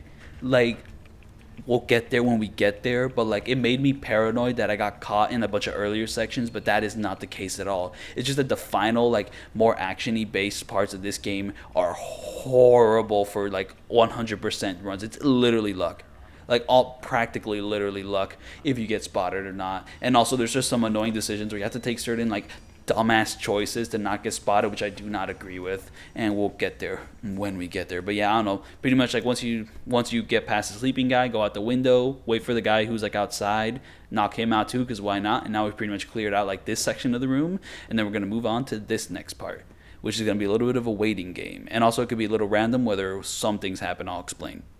Because like, either one guy can enter the room, like, I don't know, one kind of security looking guy, and I think that's what happens in this run, but sometimes two guys can enter the room. And I don't know, I was trying to follow like V339's like strategy, and like, I don't know, his strategy, like, I don't know, with like my AI patterns was super inconsistent. However, I came up with something which was a little more suiting of me, and it's kind of similar to V339's strategy, but it's not 100% the same. But like, yeah, so I'm going to wait for this guy to exit. I'm going to wait for that door to close. And once that door closes, I'm going to exit. Because I don't know, I need to wait for the door to close so that no one spots me. There we go. Exit. And now I'm going to use the optic cable to... Oh, yeah, I guess I do really like how the optic cable is actually quite useful in this game. I don't know, in the first game I didn't use it much, but here I'm actually using it for quite a bit. So I'm going to wait for, like, the enemy over there with, like, the flashlight to not be in sight. And then I'm going to wait him out. Okay, to be fair, I actually think my strategy is very similar to V339's. I just kind of do it a little differently. I kind of like wait it out. I prepare a little ahead. I prepare kind of for this moment. Because if I just follow the like V339 strategy mindlessly without like minding my environment, I tend to screw it up. But here I'm just going to wait for this guy to cross. And then once he like kind of turns his back to me, that's when I pretty much start following him. But yeah, I kind of have, like that. So this is going to give me an opening to kind of move on with the level. So this level like does have kind of a non-linear design, but then it kind of devolves. Oh yeah, so like one of the civilians kind of spotted me, but they're kind of a non-threat. The only thing that's going to happen is the music is going to ramp up, and hopefully no copyright strike happens. So here I'm going to slowly make my way across the room because I have to disable this light. Yeah, and then once we disable that light, we're going to sneak past this guy. No real reason to knock him out. But yeah, what was I saying? Hold on, let me check this out. But yeah, non-linear design. So like, I don't know, the first part of this level, like the first couple parts of this level could be a little non-linear because you kind of have to go from vents to vents, from rooms to room. However, once we're on the path where I'm on right now, it's kind of a bit more of a linear succession of like stealth challenges. And the thing is, when I say linear succession of stealth challenges, it could kind of be like, you know, a bunch of stealth boxes per se. And when it comes to level design, let's say like these rooms are kind of boxes per se. These boxes can have non-linear approaches, but like the progression through these boxes, like in the first two Splinter Cell games, was linear. So like, I don't know, like imagine like a group of boxes kind of in a straight line. Like these boxes can have some pretty complex, like, you know, non-linear like solutions to them, but the way you go through these boxes is linear. Like, I don't know, the great thing about Chaos Theory is that these boxes could kind of be in a square, could kind of be in a circle sometimes, could kind of, so you might be going from like the top box to the bottom box. You're not going through these boxes in a straight line like you would in the first Splinter Cell and the second Splinter Cell. You're kind of going back and forth. However, in this level, like the first kind of part of it is kind of non-linear, but then once you get onto like where I'm at right now, it kind of devolves more into a linear succession. To be fair, devolve is kind of a mean word because like these stealth challenges are really fun. Like, I'm going through like this sick bathhouse setting, you know, kind of going through like these more unique stuff. Like this section in particular is super cool. You have to wait for it to like, for the room to like fog up completely, and it kind of starts to fog up when these guys, like enemies, like begin talking with each other, and then you can kind of walk like through the level, like, you know, completely exposed, but because it's so foggy they can't see you. It's super cool. Visibility in here is terrible. If something goes down, it's next to impossible to fight. Got any night vision view? Night vision doesn't help in this crap. Maybe if we had thermal. Guess we'll just have to rely on our ears. Yeah, unfortunately, since Mogadishu, I don't hear so good. You were with just Mogadishu? No, I was, So yeah, I would recommend entering the room once like their conversation reaches that point in particular. I don't know, sometimes I did it earlier and they would see me. I guess it's because like the fog hasn't completely covered the room. So yeah, just kind of take it slow, but you are kind of covered. Also, there is a third guy, I guess kind of someone at the bathhouse just chilling, but he doesn't see me. So yeah, like this enemy really isn't going to enter your path anytime soon. You just kind of just walk past him into this next section. And this next section, we're going to actually fog up the room manually. So, but first we have to wait for the enemy to get into position so we can walk past him. Kind of this guy, we have to wait for him to kind of enter a standing position. Like kind of snap to it like that, a little silly, but yeah, just kind of wait for him to do that. And once he does that, we're going to slowly make our way to this little valve here. Turn that.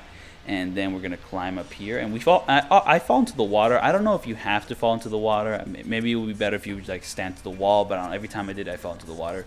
But it doesn't really affect things either way. So just kind of slowly make your way through this nice fog-infested place. And there is a turret in this area. So I don't know. This little route lets you avoid the turret. Turn it off. Very nice. Oh yeah, so turrets in this game, so they have the option to activate and deactivate, but the option to turn on friendly fire is like completely different from like the option to activate and deactivate. I don't know, in the first game it's kind of like the same deal in a sense, and also I guess the same thing in the second game, but yeah, I don't know, once the enemy is kind of like out of sight, and like, you know, if the enemy in that previous room isn't looking in your direction, you kind of walk past him to the next room. So you have the ninja guy there in this room, kind of like, you know, watch out where he's going, but once he leaves, you can now hack this phone line and then kind of move on to That's the last phone line, Fisher. you can kind of move on to pretty much hide behind this wall here. And I'm going to knock this guy out because this guy could be kind of annoying to deal with if you don't knock him out. Like, there is a way to ghost it, but I just don't want to deal with the uncertainties of it, especially when I haven't quick saved in a long time. This is actually a pretty long attempt, like 14, 15 minutes long, like almost like longer than the first mission. I'm going to knock this guy out because like if you just walk past him at that moment, he'll turn around. And also, if you don't knock him out, he'll come into this area, and I don't know how that affects the enemy AI patterns. I just don't want to deal with it. Also, you don't really have to move that guy's body. It's not going to get noticed, though, to be fair. the later parts of this level pretty much made me give up on the 100%. Like, I mean, it's possible to do 100%, but the game pissed me off so much that I don't want to do it. Because, like, I have been doing everything perfectly so far. And frankly, some of my later gameplay is also perfect, and the game does not acknowledge it. I'm mad. I'm just really mad. So yeah, here I'm going to wait for this guy to kind of walk off screen. I'm going to slowly make my way over here because, like, this next area is kind of annoying because it relies entirely on this one enemy not being present. We have to wait on a certain soldier to enter a room, and once he enters that room, we can walk past. But if that soldier is still in the hallway, every time you try to enter this vent, he's gonna see you, and it'll be a complete alarm. He'll start shooting you. It'll be super annoying. So yeah, now here we're gonna wait for a conversation to happen, and then we're gonna move on. Zachary, Yes, sir. I just double-checked the blueprints. Turns out there's a vent that comes out in the meeting room. ISDF makes me nervous. Make sure the vent is clear of any surveillance gear. Yes, sir. Be quick about it. The meeting will start soon. I'm on it. So now we're going to wait for this one guy to kind of move forward. So he's going to cross the bridge, and then once he starts facing forward after crossing the bridge, we're going to exit and then move to like a dark location in the pool. So here we go. Oh yeah, this game, so I don't know, you can control your speed, and the faster you go, the louder you are, but also surfaces actually affect how loud you are. So if you're walking on like more sandy things, you actually make noise even at like your lower speed, so that's pretty cool. Anyways, I'm going to set this camera up so that it looks like Sam Fisher's really comfy in this nice little sauna, like water pool bath. Just look at him go, just look at him go. And look at the way he just peeks when an enemy's there, like, oh man, he's like a little doggy. So yeah, we're going to wait for this guy to pretty much cross the bridge after hiding in this dark place, and then we're going to pretty much cross the bridge ourselves because he's not really going to turn back after crossing the bridge. So, you know, a nice little way to kind of ghost everything. However, once I enter the vent, it all goes to shit. So, I don't know, the vent's going to be a very, let's say, cinematic sequence, so we're just going to let it play out pretty much. Wait, I'm going to let it play out. Lambert, ISDF is in the building. Are they making their move? It's all clear. I haven't been able to contact Otomo. I don't know what's going on. Wait a minute. Yeah, this will do just fine.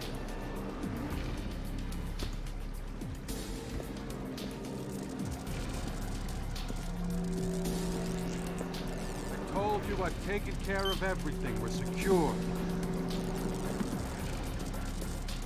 Jesus, Lambert. ISDF isn't here to take Shetland down. They're meeting with him. They're his partners. My God. Stay there. We need to hear the details before we go to the Joint Chiefs with this. You did not bring them? We're not going to follow you across Tokyo. Relax, Kaneda. I'll just download them and burn you with this. Ha! You take me for a fool. You are not stupid enough to download them over a public network. What are you up to? I said relax.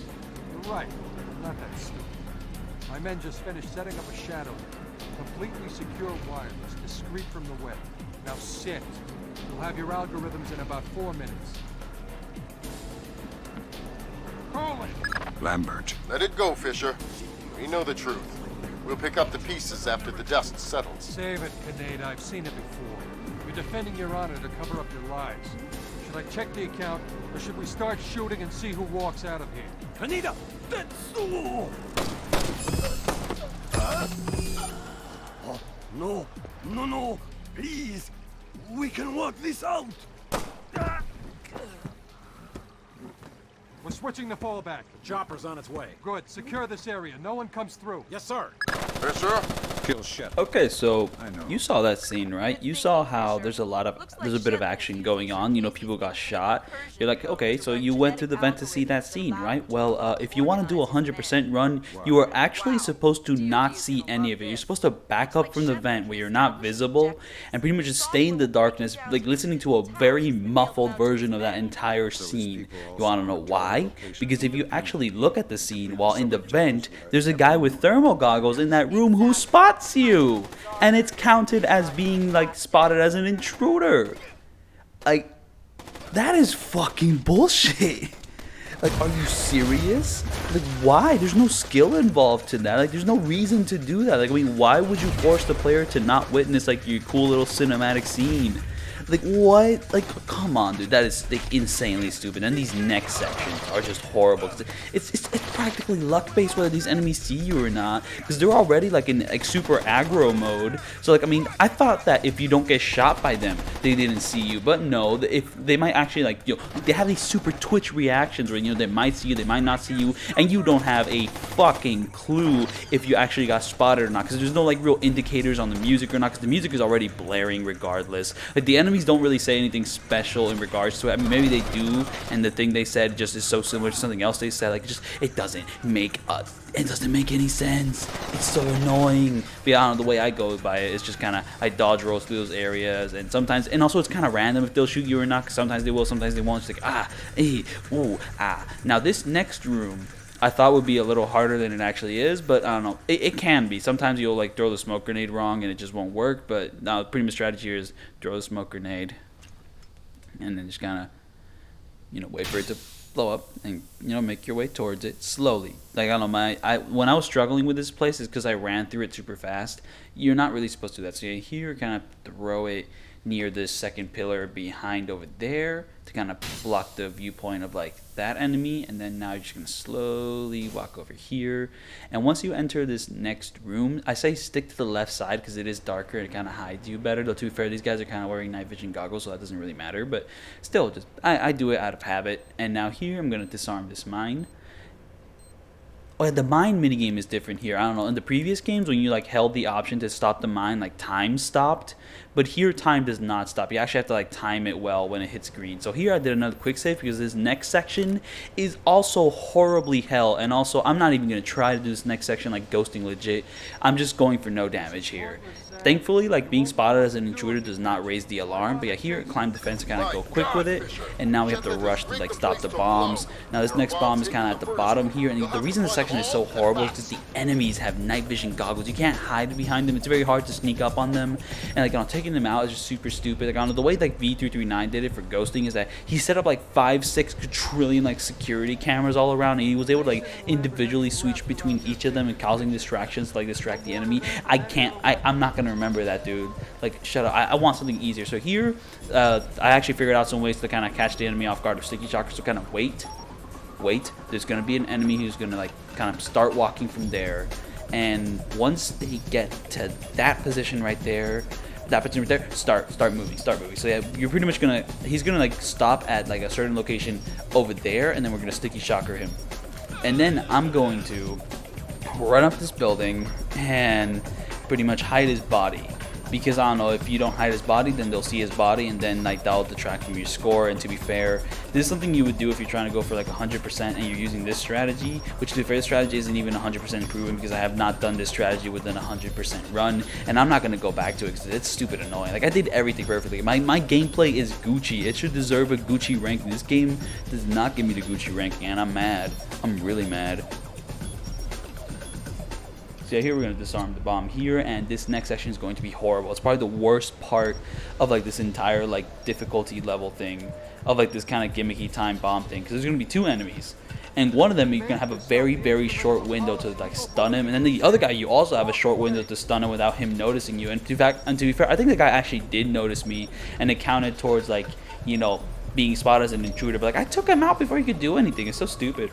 So once he goes there, stand up, shock him, boom. And he, you know, you won't take damage from that. And then start climbing this pipe, and then this next section is super weird whether this guy will spot you or not. Like, I'm pretty sure he spotted me as an intruder, but I'm not even 100% sure on that. So yeah, I kind of stun him before he can like shoot you, and then boom, I'm gonna hide this guy's body because, like, you know, the next guy is gonna go in through that door. So if I hide his body down there, I'm assuming the enemy won't see it. And to be fair, on my scoring sheet, it didn't say that any bodies got spotted, so thankfully I did a pretty good job in hiding the bodies, but I got spotted. And to be fair, I don't even know how I got spotted. Like, could someone in the comments please tell me the exact moments in this mission where I got spotted as an intruder? I just want to know. Because I am fucking furious with this level. Like, I should have 100% on this. I should not have the percentage I got at the end of this level. I did everything perfectly. I'm mad. I'm insanely mad. So yeah, this next section isn't as hard. However, I'm pretty sure I also got spotted as an intruder because these enemies are just like hypersensitive. Even if you get the drop on them, which I did do, and I did do no damage. Like, bro, come on. Mad. I'm mad. Furious. Fuming even. So yeah, here, quickly run to this side of the room, and here I'm going to be really twitchy with the sticker shockers because I'm just not going to risk it. Just, So almost maybe he spotted me at that exact moment, and now you don't really have to worry about him because there's not going to be any more enemies spawning in, so you just kind of climb up this wall for like a little cinematic sequence where you point your gun at your friend here, and we go from there. It doesn't have to end like this, Sam. No, but it does have to end. On that we agree. We've been fighting their dirty little wars our entire lives, and where do we end up? Staring at each other down the barrels of our guns. Nothing has changed, Fisher. And it won't change by degrees. We have to tear it down and start over. It's the only way. Your own little chaos theory, throw the world into war and hope that what comes out the other side is better. It will be better. Because this war will change things, Sam. Every other war has been about keeping things the same, but the status quo doesn't work anymore. America's sick, Sam. She's dying. The politicians, the bureaucrats, the whispered backroom deals, it's all life support for a sick old lady who was dead a long time ago. The only backroom deals that I've seen lately were made by you. You're a murderer and a war criminal. Those are the only names the state has for the revolutionaries, Sam. You only become a hero after the war is over. You know the truth. The world is built from the bottom up, not the other way around. Honor, courage, fidelity. We don't inherit these things from the world, Sam. We build the world from them. I know you. You believe in these things more than any government. And I know that because of it, you wouldn't shoot an old friend.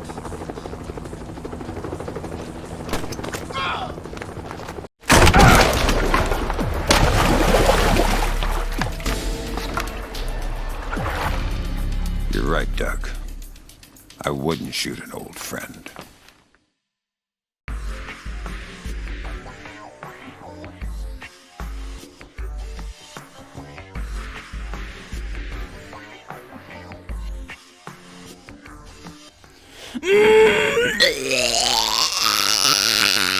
What is that? What, 88%? You saw my gameplay, bro. That was not 88%. That was perfect, bro. Oh my goodness. Like, yeah, just let me know in the comments at what point I got spotted as an intruder during that mission. I mean, like, I guess one of them is the vent. The other three, like, I don't know, let me know, man. I need to know why this game, what this game thought, like, me getting spotted as an intruder was. So anyways, beginning of the final level, though, I will say the previous level was kind of more of a finale level than this level. I don't know, but, like, this level is still pretty sick. And also, this level doesn't have any sections as annoying as the one in, like, the last level. But yeah, anyways, I'm just going to open the door, and that's going to alert these guys, and I'm going to use the sticky shocker to, like, pretty much take out the guy behind that guy, and then I'm going to take the guy in front of that guy. I'm going to pretty much disable the lights. And this is the first, I'm going to, like, disable the camera there, disable the camera there, and then I'm going to actually break the lock this time, because there's no one who's going to be worried that I broke the lock. So, I might as well just for time purposes. And then here I'm going to enter the vent. And yeah, just, oh my goodness, that last level. Just, let me know, man. Let me know. So yeah, once we enter this part, it's going to be pretty easy. Though, to be fair, I mean, I kind of memorized everything. Oh, no. So I bashed doors before, but now I'm going to bash the dude while he pissing. He probably still got piss hands on him, but never mind. I ain't going to let him out. So no one else is really going to be alerted to this. I mean, the music will start up. It'll get all spooky and all that. But really, there's nothing to worry about with that, guys. So just keep moving on. Stay to the right here. Stay in the shadow. And then we're going to move behind this nice glass, which kind of hides us. And there's like a little bit of noise that you can make here. So, go a little fast here. Go like the third, like, fastest speed diagonal. Very nice, very nice. Third fastest speed. Third slowest, maybe. And then here, stick to the shadows. There's going to be a guy sitting at his desk. And there's going to be a camera there with no need to worry about those. Just kind of keep moving through here. Very nice, very smooth.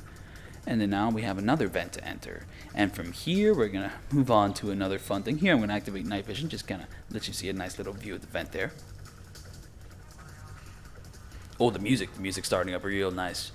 Real swaggy. So Here, we're going to do a little bit of platforming. Yeah, V339, thank you so much. These strategies are ingenious. Like, I mean, the first time I played this level, I had zero idea you could, like, climb these things to, like, sneak through everyone.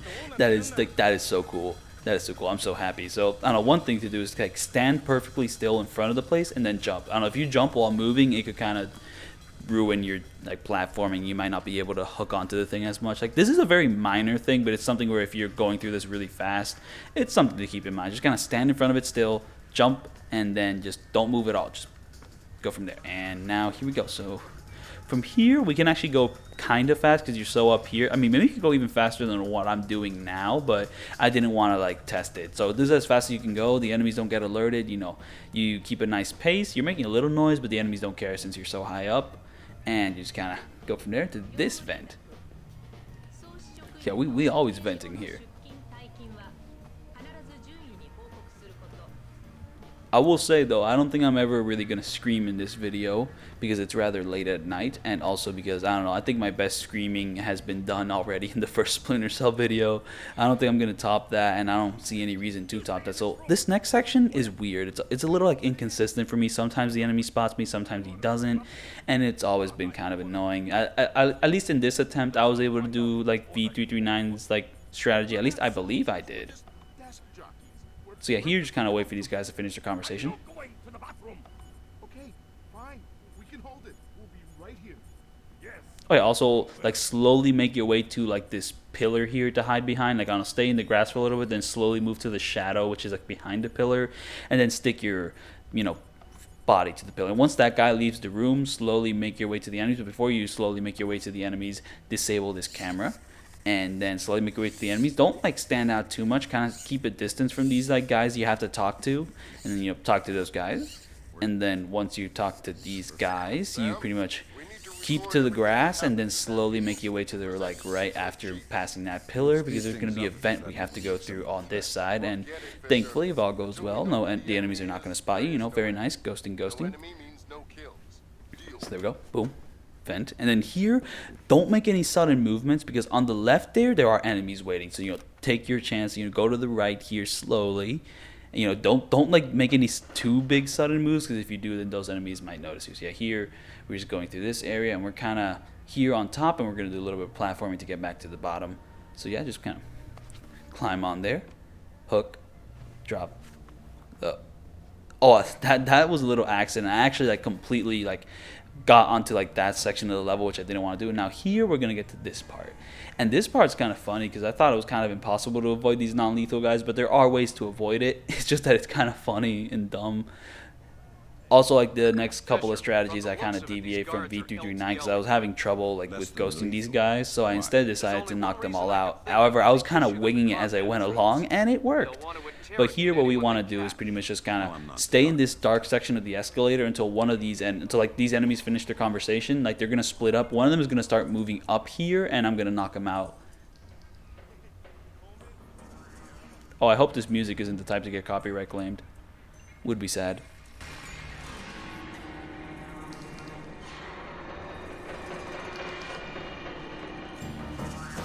So here the enemy has come in. He has his flashlight. We're just going to slowly wait for him to make his way over here. Come on, man.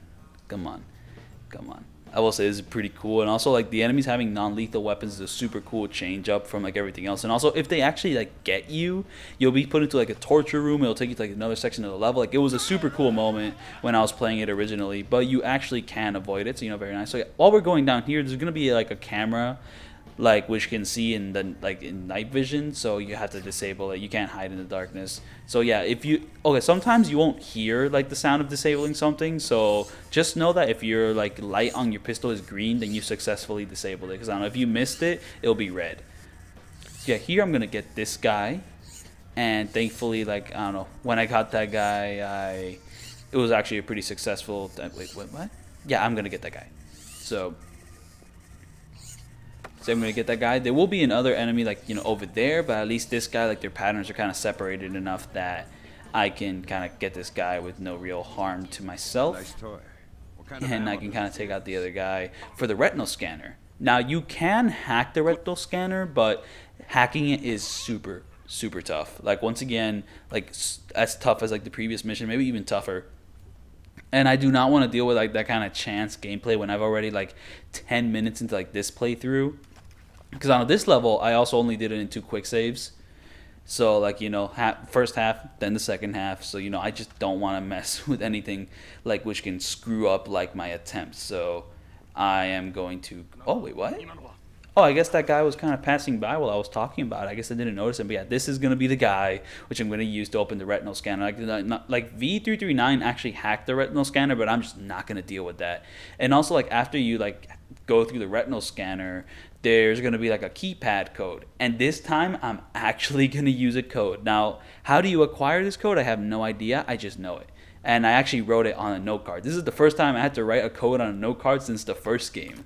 Like on the first game, I was always doing that. I mean, I looked at the video, I looked at what the code he typed in, and like the carcinogen video on the first Splinter Cell, I looked at the code he typed in, then I wrote it down on a note card and just kind of got prepared to type it in when I got to that section. But like in Pandora Tomorrow and Chaos Theory, I never really had to do that. But for this section in particular, I decided to do it. So yeah, it's kind of, you know, a nice little return to form from like the first game. So very nice. Though you can hack the keypad, but once again, very challenging, kind of chance-based, don't want to mess with it. So yeah, once I got past the retinal scanner, gonna knock this boy out, and we're gonna move on. We're actually gonna input the code.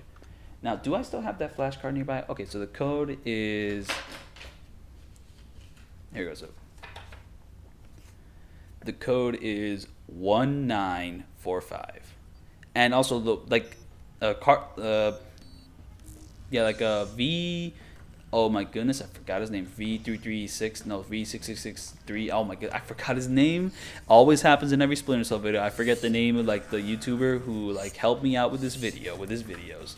But yeah, the code is 1945, and I am very slow at inputting the codes, but like, that dude, he inputs it so fast, I have zero idea how. But to be fair, I did not fix the mouse acceleration in Chaos Theory. I saw that was one of the fixes that you could do, but I did not do it because I don't know, mouse wasn't that important in this game.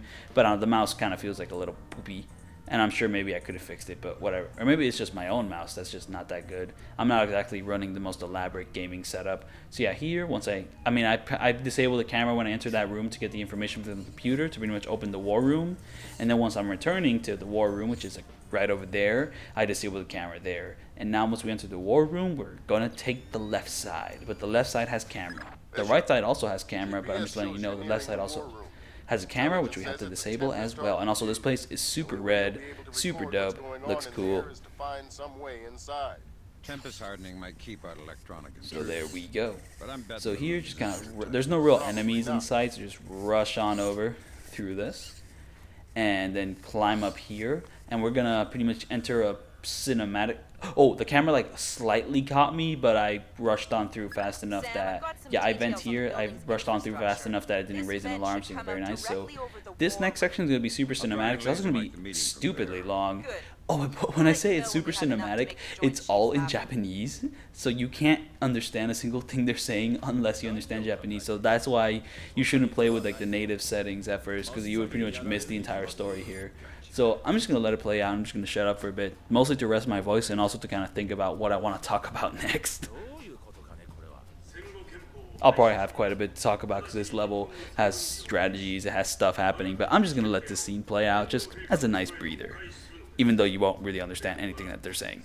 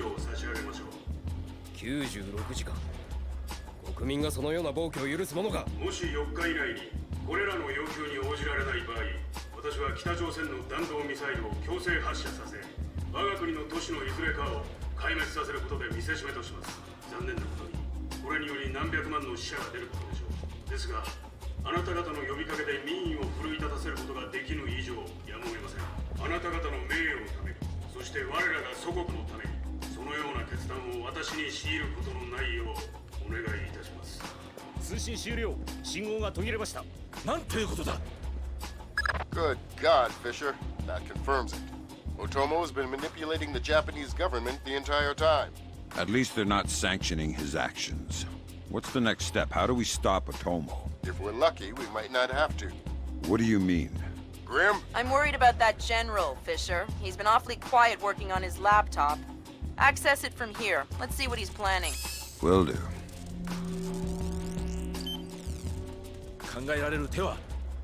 Okay, so once you hack that laptop, you're gonna get like this like radio audio, and the radio audio plays for a really long time. Since it's Japanese, I have no idea what they're talking about. So like it just kind of continues on, and you might be like, did it end? Can I leave? But no. To my knowledge, you can't leave. Yeah, you have to wait for the entire thing to finish and for like your support team to go, oh my goodness, Fisher, you have a new objective. So you have to wait quite a long time. Watch this.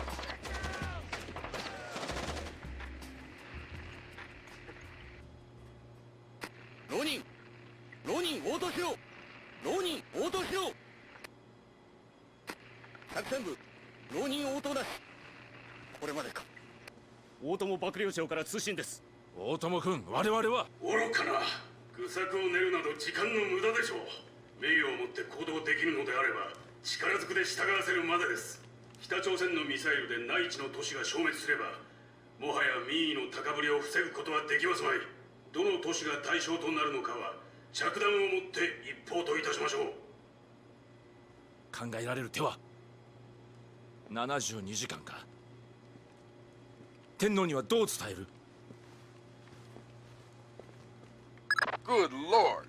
Otomo was So going to yeah, launch you a have to nuclear wait missile that with long before leaving. What's the time frame? So yeah, once this conversation with like my support team finishes, I'm gonna quick save here because it's pretty much the second half of the level, and you know I feel pretty confident here. You know, like I mean, I pretty much did most of this level like in one go. I split it in half, kind of like a natural checkpoint. You know, I like that. I like that.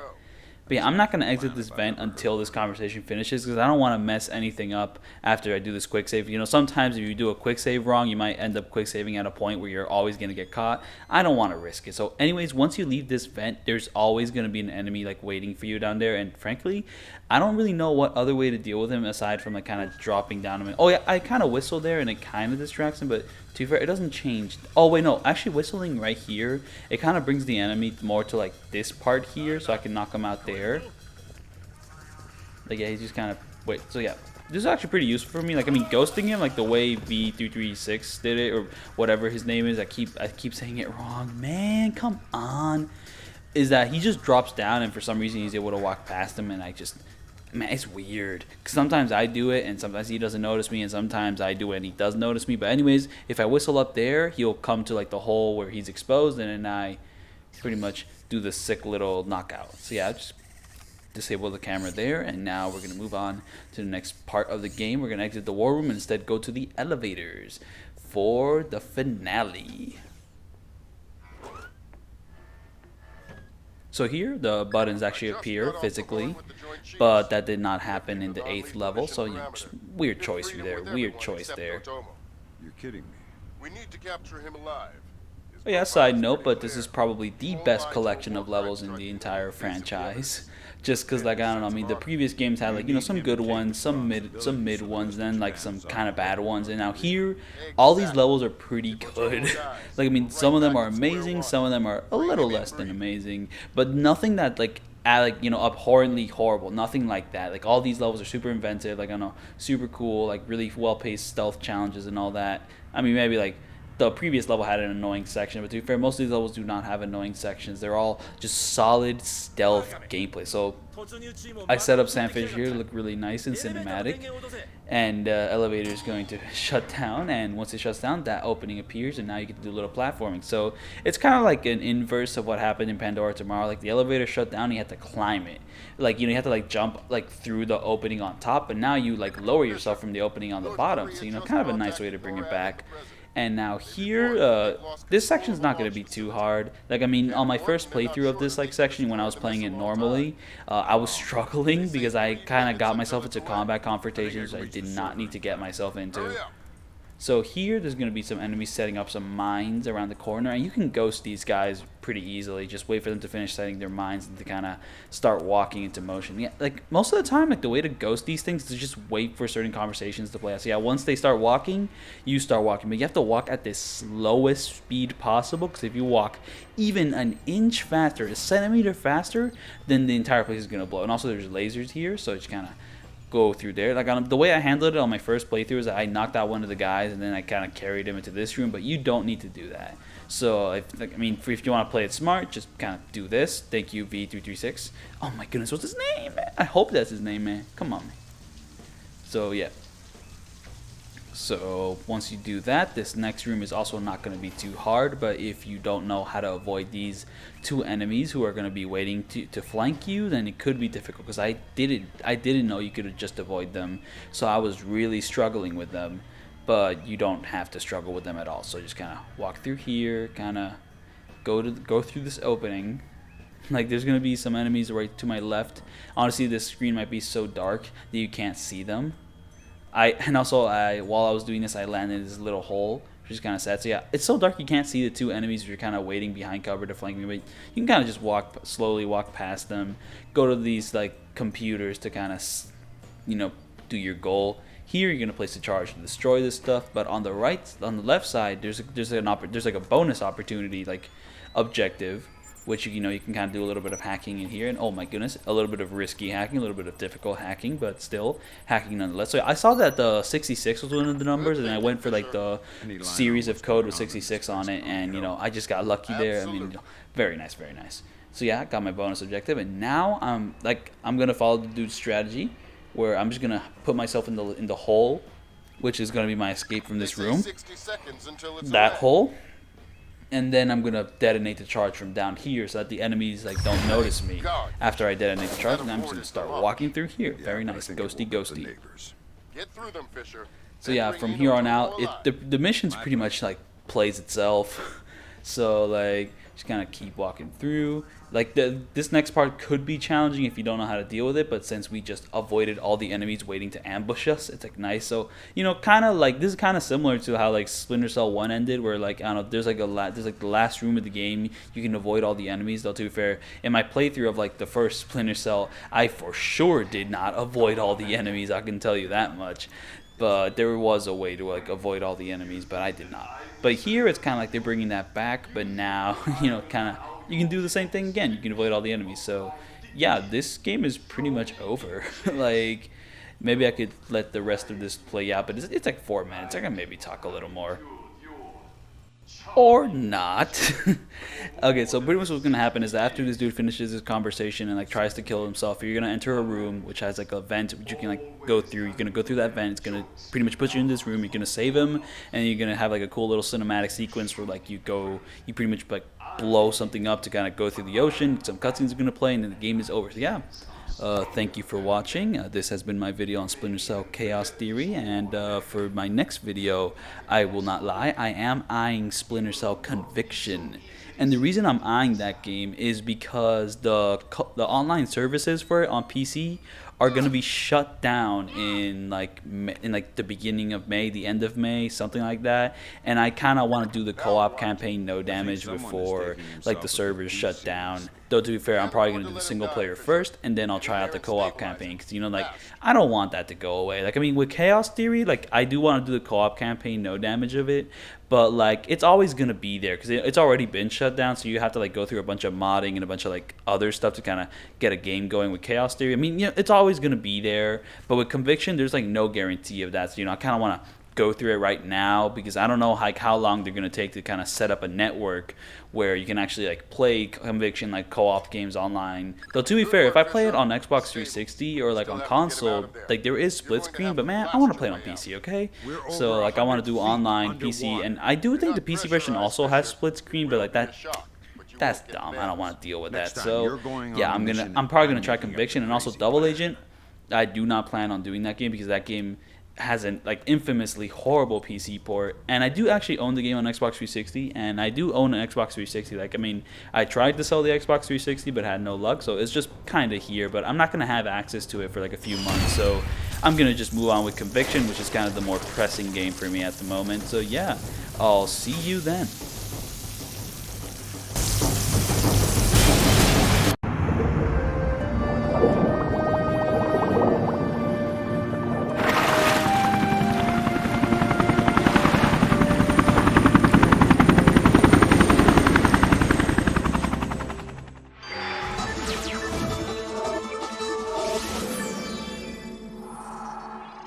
Admiral Otomo, former head of the Japanese Information Self-Defense Force, made a surprise confession today on the witness stand at the Hague War Crimes trial. Otomo openly admitted conspiring to instigate war between the Koreas and the United States, claiming that In other news, China's ambassador to the United States, Long Dan, received the Nobel Peace Prize today for his efforts in diffusing the Korean conflict. President Bowers today addressed the nation following the crisis that brought us to the brink of war. Finally, I want to take a moment to thank those unsung heroes in the intelligence community who may very well have saved our nation and the world from certain disasters. Thank you, Mr. President. The boss seems happy. How about that raise? They're cutting us back. You'll have to settle for a vacation. Yeah, right.